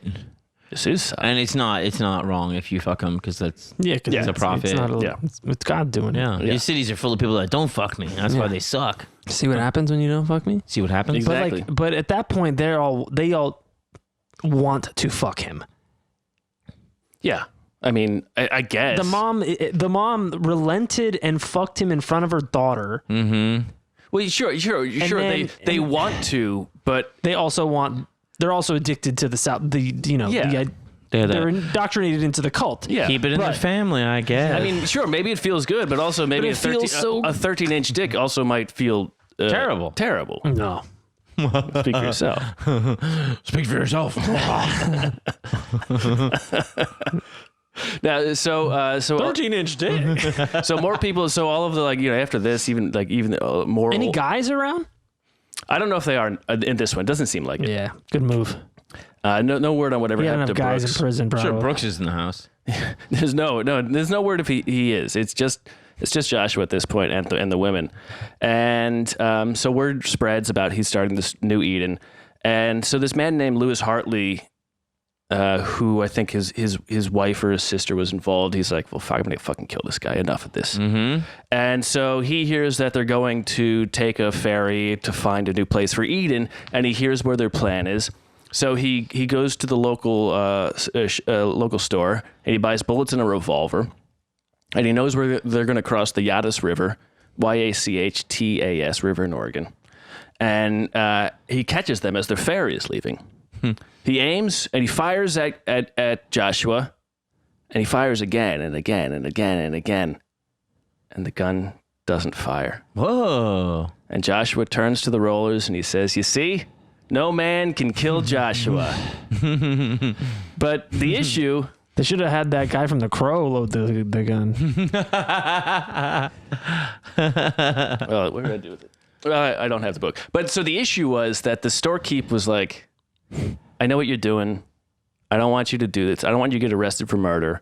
So he sells him a center firing gun with, outside firing bullets. What are those called? Fuck, I had it. Oh, like buckshot type shit? Well, so there's two types of bullets. Where like the hammer strikes? Yeah, so there's the center fire bullets where when the hammer hits the middle, that's where everything is located. Right. But then there's the outside fire bullets where It hits. Gotcha. yeah. And so the guy sold him the wrong bullets for this gun purposefully so he wouldn't get arrested for murder. Yeah. He's like, don't do this, but I'm not going to. So anyways, like I still want the sale. yeah, exactly. Yeah. I mean, I'm a capitalist, but not that much. Yeah, so that's what this. So yeah, so the storekeeper says that, but maybe he was just like, "Hey, I can get the. I can thrift this. here's $5. He's going to come back for the right bullets eventually. But meanwhile, so Joshua says, no one can kill me, of course. They get to some point in the river. They set up their camps. They burn all their clothes. Get a quick nut out. A man's daughter who there's a guy who owns the land. His daughter's like, there's a fire over there. She takes a looking glass. She sees. She's like, this seems weird. And she never seen of or heard from again. Yeah, you can't keep it down at the farm. No, but she tells her dad. Her dad goes over there and he's like, you all got to leave. So they get back into a boat. They go again down the river. They're not really finding any place that seems good. Well, I thought people on the river were happy to give. The wrong river. And so Joshua, he says, okay, everybody, he says, Maud, you go back to Seattle. I'll meet you there. Everybody here, find, there's this family member of one of you who will take you all in, and then he leaves. Everybody who's part of the group who isn't Maud or him, they go to this family member's house. The guy goes, no fucking way. I don't think so, pal. And he sends them all back, and they all settle into this area near the river where there's like a cave and not much else. Good God. And Hard times. As this is happening, Maud, she gets on a train. Creffield says, I'm going to sneak around to all these, because he's like, if anybody catches him, anybody in this area catches him. It's not good. It's not good. So Maud gets a train to Seattle, and the nearest station from where they were was in Corvallis. Oh, boy. And while they're in Corvallis, there's this young man named George Mitchell and this old man in his 40s named Edwin Baldwin. And Baldwin, he had some family who were part of it. And George Mitchell, his sister is Esther Mitchell. Oh, the original mother of the second Christ. And they're both, Edwin's like, no, I'll kill him. No, you're young, I'll kill him. But meanwhile, George Mitchell, by this time, he'd started hearing voices. He'd become a spiritualist. And he says, it's my duty to kill please this that man. booty. Yes. Oh, no. He's hearing different voices. He's going to kill him, yeah. He's only hearing the right voice. And so he talks to someone at the station who tells him that this woman is going up to Seattle. He takes the train up to Seattle. They had been at this station searching every passenger car for who knows how many days. Just trying to find. Days? Yeah. Searching a train? Searching every train that showed up to find. Oh, every train. Okay. I was like, one train, really stupid. Do we recognize any of these people? Talking Keystone Cops? So George finds out Maud is going to Seattle. He takes a train up there and he walks the streets for 5 days straight. Every day he's just walking the streets. Monday, May 7th, 1906, he sees Maud and Creffield arm in arms. Maud is still wearing her rags. Creffield's in this ratty black suit. And they're on their way to buy a new skirt for Maud. Right. With money, who knows money, right? So Maud goes into a drugstore to weigh herself, the fun thing to do at the time. Also, even today, it's good to know. And as this is happening, George steps out of the shadows, aims at the back of Creffield's head, fires one shot, and Creffield fell, and the unkillable man was now dead. Wow. Ah. The police show up. They find George standing by the body smoking a cigar. He hands the cops the gun. Oh. There you go. He was 23 years old. Wow. George was? Yeah. That was Esther's brother? Yeah. Mm-hmm. Nice. Now, the townspeople of Corvallis, they put together a collection for his defense. Of course. And this becomes the biggest news story in the entire country until on the East Coast in New York, Evelyn Nesbitt's husband, Harry Shaw, walks up and shoots Stanford White in the face in the middle of a reception. I'm sorry, say that again? So Evelyn Nesbit, one of the most a very famous actress in the early 1900s, she's married to this guy named Harry Thaw, who's this total fucking shitbag jackass. But she was also raped by Stanford White, who's this theater producer. She tells Harry about this in the middle of this reception. Harry just walks up to Stanford and shoots him in the face. And that news story steals the thunder of... I see. Yes. Yes. And so after the, you know, as the trial goes on, some of George, some of the actual happenings comes out on the stand. They interview his sister. They interview some other people. I think Maud, and anybody who's part of the cult will only admit that they knew Joshua and that he was God. He was the God's elect. They don't admit to anything else. Sure. The jury then finds George not guilty. They all shake his hand as they leave. He walks out, and it's a bright new day. And then... One less big dick in the world, I'll tell you that. Didn't even get to spread... So he was fucking all these people and didn't get one of them pregnant? Oh, yeah. There was definitely some that got pregnant. Oh, yeah? Yeah. Are you going to get to that, or just... No, there's just the story of when later, like, no one says how long later.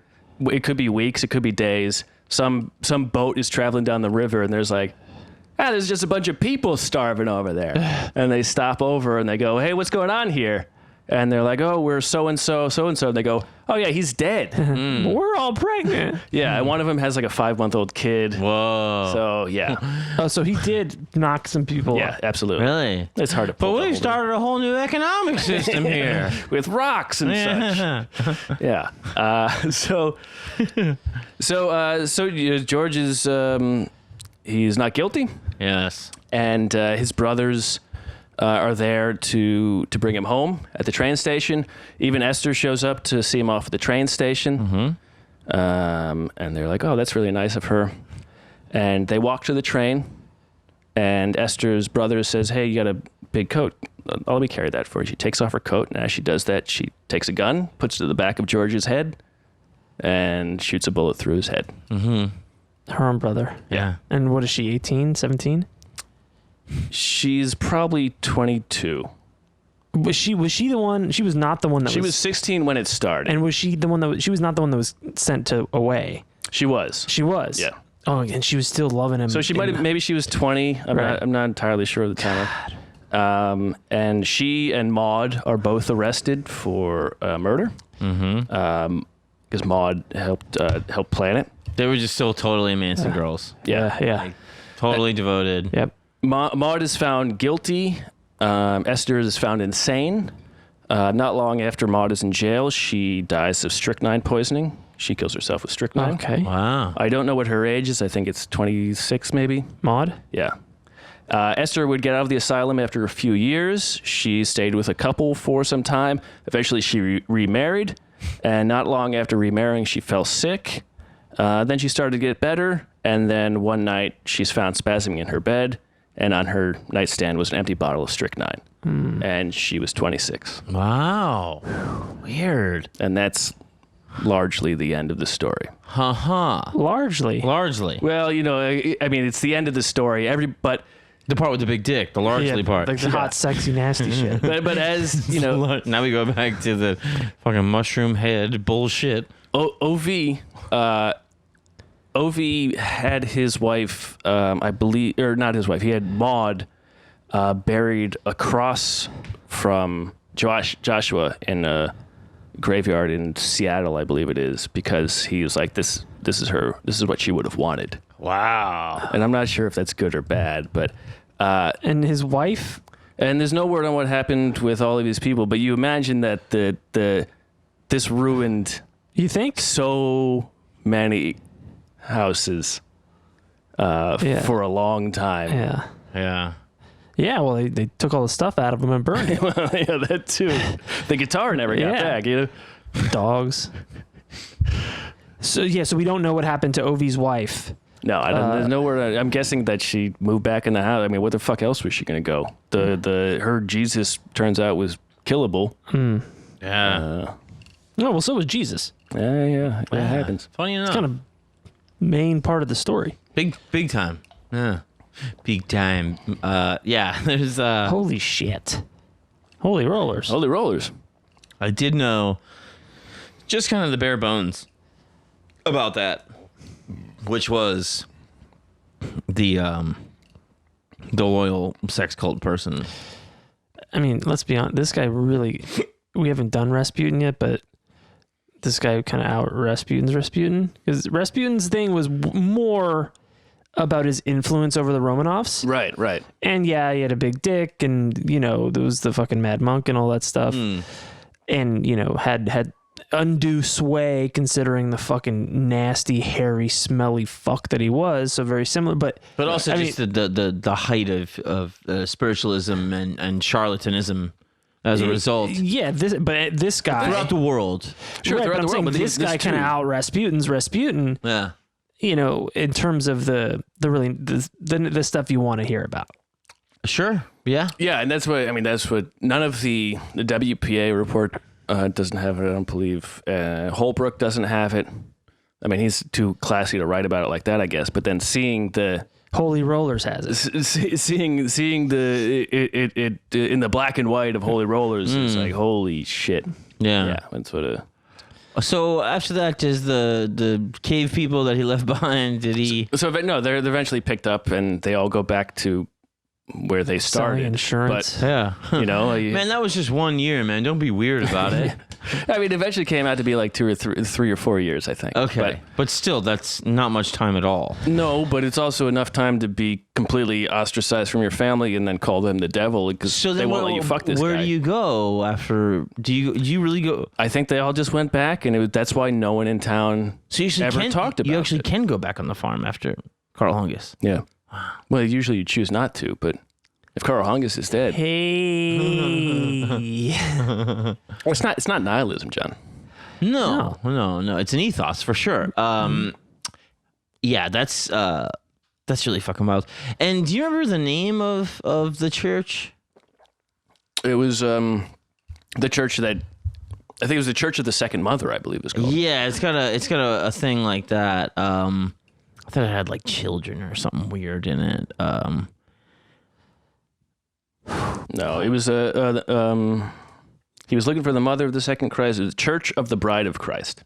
Church of the Bride of Christ. Yeah. Which itself is like, so the whole point of this church is to... it's the Bachelorette. Yeah, exactly. It's the Bachelorette. And he's like, I've had sex with all of you, and I pick the 16-year-old. Well, who is it? I don't know. I mean, I guess we should You're going to have to tune in next You week. better fuck all these other dudes for you to figure it out. I think we should have a competition to see who it could be. And I guess I'm a judge. I don't know. Boy. Wow. Yeah. How crazy, too. And, for people to trust some guy from Germany also is kind of like... Yeah. Well, but he's maybe, a hot foreign, he's foreign. Yeah, hot foreign, yeah. And when you see him, he's non-threatening, right? He's a tiny guy. But, he would have that beard until that prison picture. Right. So there's just something... That's the thing, too, is that the weird thing about, the smaller guy, is like, well, that's just Charlie, Yeah. Mm-hmm. Charlie was, But Charlie would also do the thing too, where it's like once he started talking, he would be like fucking suddenly sitting on the counter. He'd be above you. Yeah. And he would have have that kind of thing. Tricks, yeah. Yeah, like this little tricks all the time where it would always be elevated and talking down or whatever. But at the same time, if you're living with the guy in a commune, whatever. You already burned your dog, dude. You burned your dog. It's a wonderful example of just that slow escalation, death by 1,000 cuts of manipulation. Well, I got him to get on the floor. All right. Well, now I'm going to get them to take their clothes off. Yeah. And I'm going to get them to move in and give me the stuff and then burn the stuff and then burn the dogs. Sure. And then, all right, well, now I'm going to give them the real meaning why we're here, one-on-one. Right. Mm-hmm. And then now it's an agreement. It's just this Yeah, and it's so insidious too because a lot of them like I think kind of psychology to it is like, somebody comes to them and they're like, man, I just fucking really didn't like the thing about the dog, and he's like, well, it is horrible. Yeah, it's exactly. terrible. Yes, yeah, exactly. Yeah. It's terrible, but these are the things you have to do. Like, Cleansing. it's I hated it too. It's challenging me, and it'll be worth it. And do you want to know what that is? You want to know what worth it? Of course, you want to know what worth it is. You burn your fucking dog. Yeah. And I think something I think about with especially this time frame is, this might, for a lot of these women, this might have been the only time they felt like they had agency over themselves. Even if they were deceived, they still felt like they were making choices about their lives. Sure. Well, and that's a big thing too about the greater cult of Mormonism is that women suddenly have so much more independence and agency, and if you have 5 other women, you don't have to fuck this guy all the time, right? And you can gang up on them, like that's really the thing. That's somebody said something about that where they were like, if it's 2 women, they go at each other. If it's 3, he's done. Yes, it's like an improv group. Even McKenna said that before. It wasn't even about Mormonism. It was just like two women with one man is a guy's fantasy. 3 with one man is they run the show. Yeah, like what are we gonna do about him? Yeah, now he wants to do this, and then they're like, because they're like, it's not just a. Well, that's the difference with this guy. He's taking stuff away from him. Yeah. He's constantly making them have to depend on him. Yeah. But even still, you probably get more assignments and roles and stuff, so you probably have more importance in this fake new society than in regular society. Oh, sir, absolutely, yeah. And you feel like you have some agency. Definitely a trade-off. And definitely, I think also less predetermined fate. You're now or perceived as such. You're now on an adventure. I mean, he's determined it. But to you, it's the open road. Right, and you get to have sex with more than one guy. Yeah, in front of your mom. Maybe some lady. Or your daughter. Yeah, on Christmas Day. Like Jesus would have done. He was born. Well, what do you think about that? Think about that, Aaron. What? That whole thing. I make you horny? You weird about that? It's you weird. Does it make me horny? I mean, I am a pervert. I'm a freak. I'm fucking nasty and shit. Just the manipulation is just so insidious. And, it is. And like the killing your fucking brother, man. That part. God. I mean, that's that influence beyond the grave is particularly troubling. And I'm all for like nasty sex shit, but just the holding salvation hostage, like, if you really want it, you got to do, like, that's really fucked up to me. I don't like that. But there's also, if you're a cult leader, right, there's so many easy things to exploit, which is like, if the town generally doesn't like it, they will say no. Right. And you know what? If the town doesn't like the cult, if the town doesn't like a guy with a big dick being around, that's gonna run him out of town.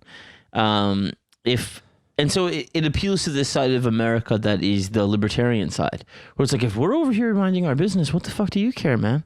What do you mean, like the idea? The idea of the cult is like we didn't bother, we're not going into fucking your town and telling you have to live like this. Right. It's us escaping these posses and fucking people that are telling us how to live all the time. Right. So it appeals to cult members on that side of American mythology, which is just like, as long as we're minding our business, like, what the fuck do you care? Shut up. Yeah, and it was a minority. It was I think maybe it said, I read there was 2,000 people in the town, and so it was it was very small. It was a minority. Yeah. And so why were these certain people? It depends on, it's person to person, but also maybe depends on their current relationships. And they're already they're already the type of person to be out west. Sure. It's the turn of the century, so it's it's not exactly the frontier. No, but you're right. But it's the I think it's very telling how many of them were young and probably first generation of the settlers, right? So the settlers, their parents come out there, and then they have these kids, and they're told, we we're so and so out west, we're rugged and blah blah. And meanwhile, the kids, especially the daughters, aren't allowed to do anything. Meanwhile, they're told all of these amazing stories about how awesome their parents are for being out here, and they go, "Well, you won't let me do anything. Here's my chance to fucking plow west." And the cult is always also, it's only a cult until it's a religion. Yeah. So it's always like, well, you could be a part of this thing. If we get in on the ground floor. Yeah. Seriously. And, or under it. And you could be like, all right, well, I can be a part of history, or I can be just a regular woman in town with no agency whatsoever. Right. And also, the guy that's trying to fuck you is selling it to you that the townspeople don't want you to disappear because there's old men there that want to fuck you. Yeah. You know what I mean? And he's not entirely wrong either. They have agency over their sex too, which is like when you have agency over your own sexual experiences, you're like, oh, I can come. Maybe they fucking all just came for the first time. They're like, this is cool. And they were probably like, the reason I came is because it was a holy event. Yeah, right. It's not even about my orgasm. It's his gigantic, unearthly, misshapen, overly circumcised, dirty, doity, overly circumcised. With too much pink. Jesus, overly circumcised. It was botched. We know how this goes. So the inflammation and scar tissue caused it to swell in the size. It's mostly scar tissue. That's one of the worst things I've heard this whole podcast. So most superheroes are created that way. How deep into women? Shut up. In terms of the timeline. Well, she went to sleep. When did he start? When did the sex start? Well, from everything I've read, from all of the sources I've seen, which is, I don't know, 4, but only 3 that I've referenced in this. The only one who had any sort of description of the timeline and a date of it was McCracken and the Holy Rollers book. And that was Christmas 1903, which would have been about a year and a half after it all started. No sex before that, as far as anybody knows. But the idea is, for even in Holbrook, Holbrook is more of a guy in the ground reporter, like, this is what I'm hearing over here type thing. The idea of looking for a second, the mother of the second Christ, from him and the WPA, I think that was a thing that it sounds like it started earlier. So, totally. And there were always rumors, and even it's in the name. Was that the name from the beginning? Yeah, I mean, he never. It was coined by. I don't think he ever had anything. I don't think Creffield had anything to do with it. I think it was just coined by everybody. But after, there's the rumor of one of the early meetings where he takes his clothes off and he encourages everybody to do that's that. When they go. And then as soon as that happens, everybody's like, "Oh, it must be something sexual," and maybe it wasn't. Right, but I think he see. You have to. He closed the sale. Taking his clothes off. Maybe that night wasn't. What happens the next week? What happens the next week? Right. What happens 3 months later when he? When he goes, we got to go to this island. Right. Like you're saying, small cuts. It's people are like the house wherever he's doing it. That it's always the praying is really loud. Are they praying loudly to cover up? Yeah. Or are they my God, are they praying loudly because they're exactly. But yeah, if I got you rolling on the floor, what other crazy shit are you going to be down to do? Right. And it's like, have you ever fucking had someone play with your genitals? It feels awesome.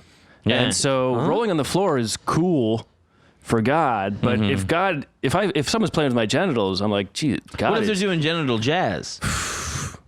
Now that's nice. Genital jazz? Yeah, free jazz. No, I don't know. You need a rhythm. All right, guys, this is the genital jazz in D. This is a free jazz jack, and try to keep up and try to keep it up. do whatever you want, with no structure or anything. I think, if you are a bunch of people doing all that naked shit on an island, shit's going down. Yeah. At least then.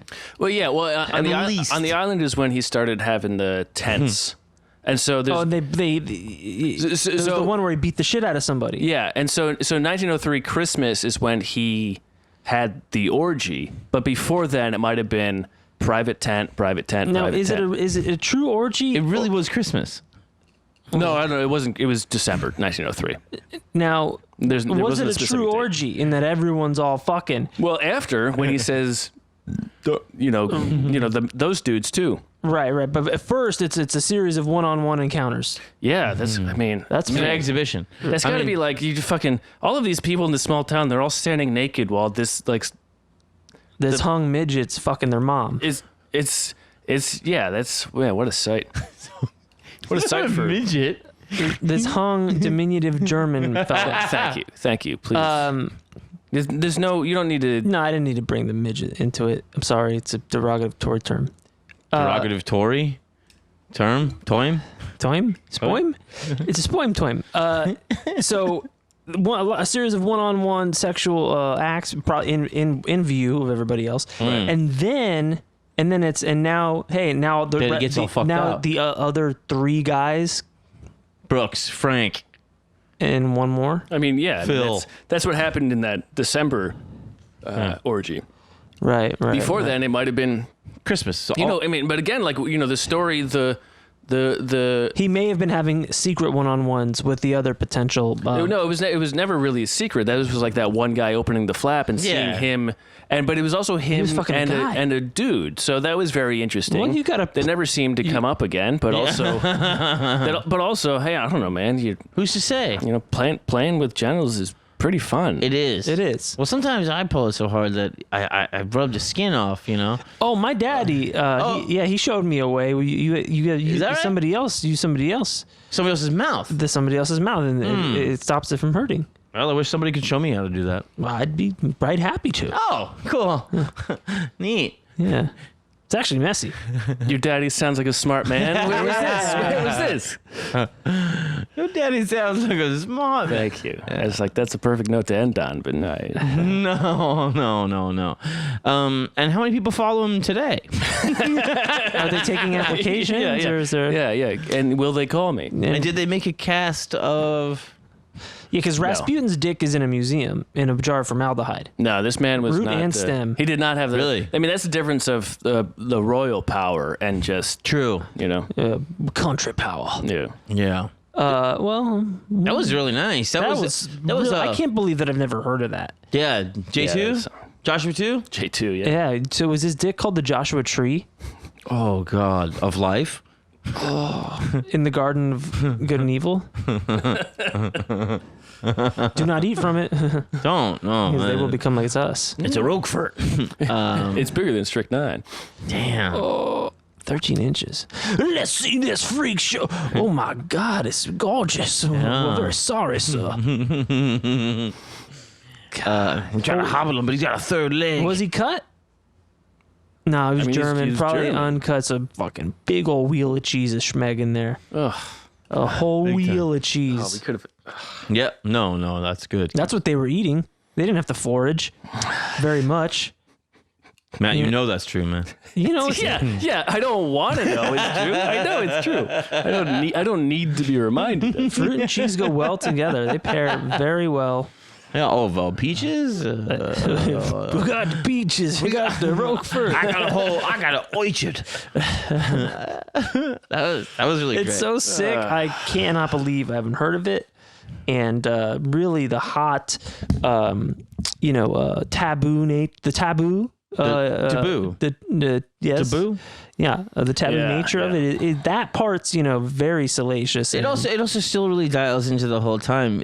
All these guys are such cowards. Yeah. They are such cowards. Who, the guys that wouldn't fuck? No. The co-leaders are always just terribly cowardly. How explain that? Maybe I'm not understanding it. I'm not understanding. They never put themselves first before the group. They always get their own escape first. Right. Anybody. That's under the guise of the church is all that matters. Well, I mean, yeah. The but church it's a lie. Right, but Holbrook in his telling of when they were in Seattle, Yeah. the rumors he had heard is that they were fucking dolled up. Yeah. You're walking arm in arm with this woman down the streets of Seattle, and you're the people living in a fucking cave. Yeah. Don't even understand. Yeah, Like, but isn't that just? I mean, that is not a cult thing. That is just power. But also But that's what it is. That's the rumor. I think Holy Rollers was probably more true. There's nothing you wouldn't do for those people if you were actually who they thought if you were were. the Jesus Yeah. Sure, but I mean, this guy did live under a fucking house in a hole for a month.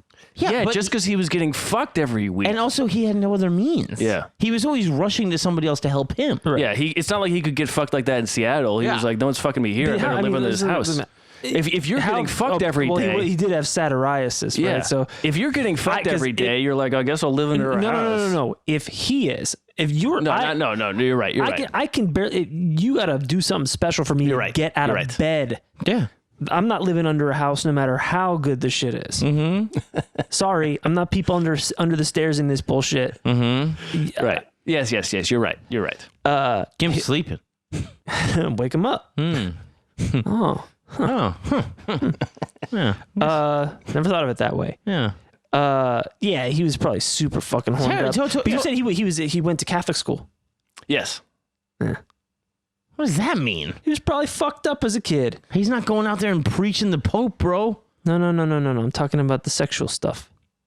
Yeah, maybe. I mean, who knows? it doesn't necessarily, what he did doesn't necessarily show that. I think it just shows what happens when you have, because the fucking isn't a big cock and power. The fucking wasn't what necessarily motivated him, because he didn't jump into that right away. I mean, he was doing. I mean, honestly, you got a dick like that. You do have to share it. He did do it pretty quickly. I think, he took off his clothes pretty fast. And then that's true. Once you take off your clothes and you got a big sturdy hog, the rest is people history. talk, man. Yeah, that becomes like a little secret religion. Well, and that's kind of the point. What happens if I poke it?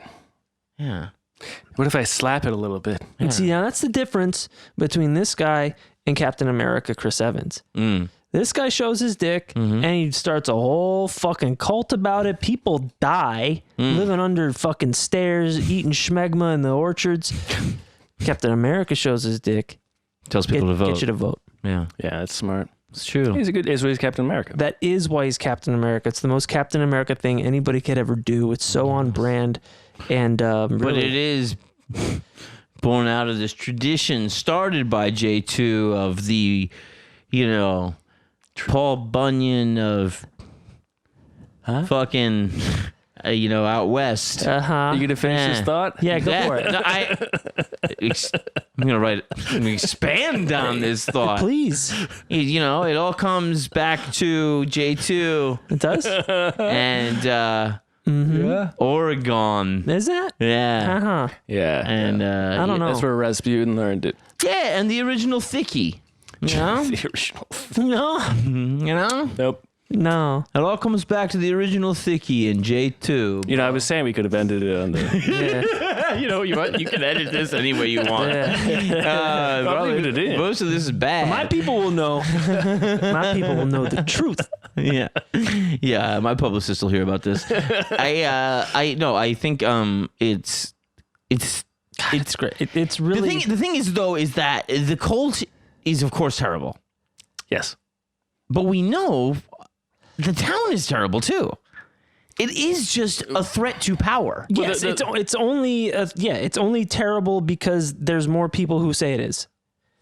I think it's an indictment of the town that, in some way, that it was so easy to do this. Well, yeah, and also, I mean, I don't want to that can be a sweeping statement, and maybe, maybe that's just it's fucking. Maybe it wasn't the town. I don't know, but it feels like ideally this doesn't happen in a place where there's some sort of free thought and free living. There's this thing too where anytime there's religion, there's no free thought. Yes. Whenever you have people in power, right?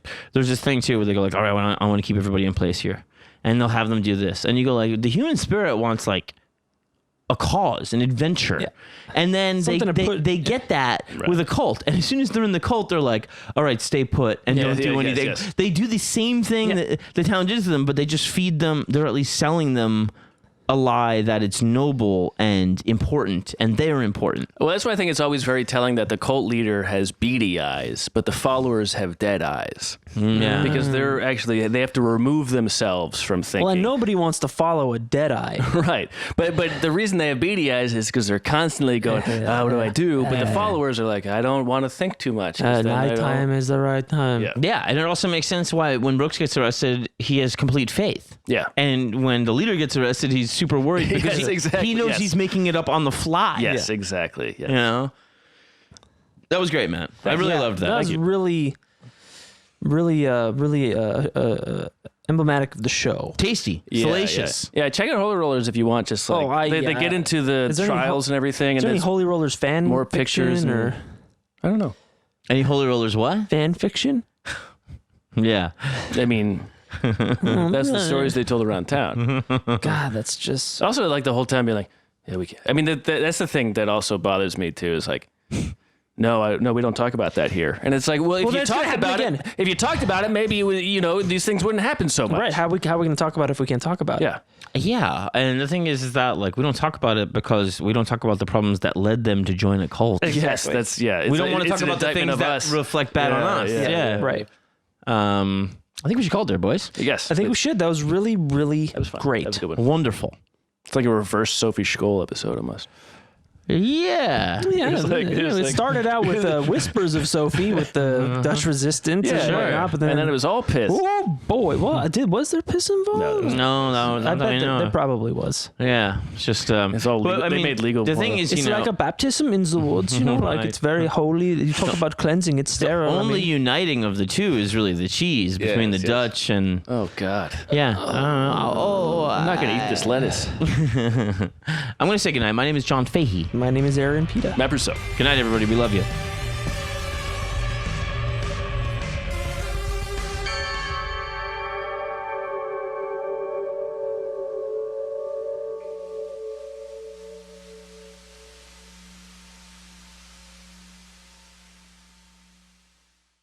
Scarpins Avenue.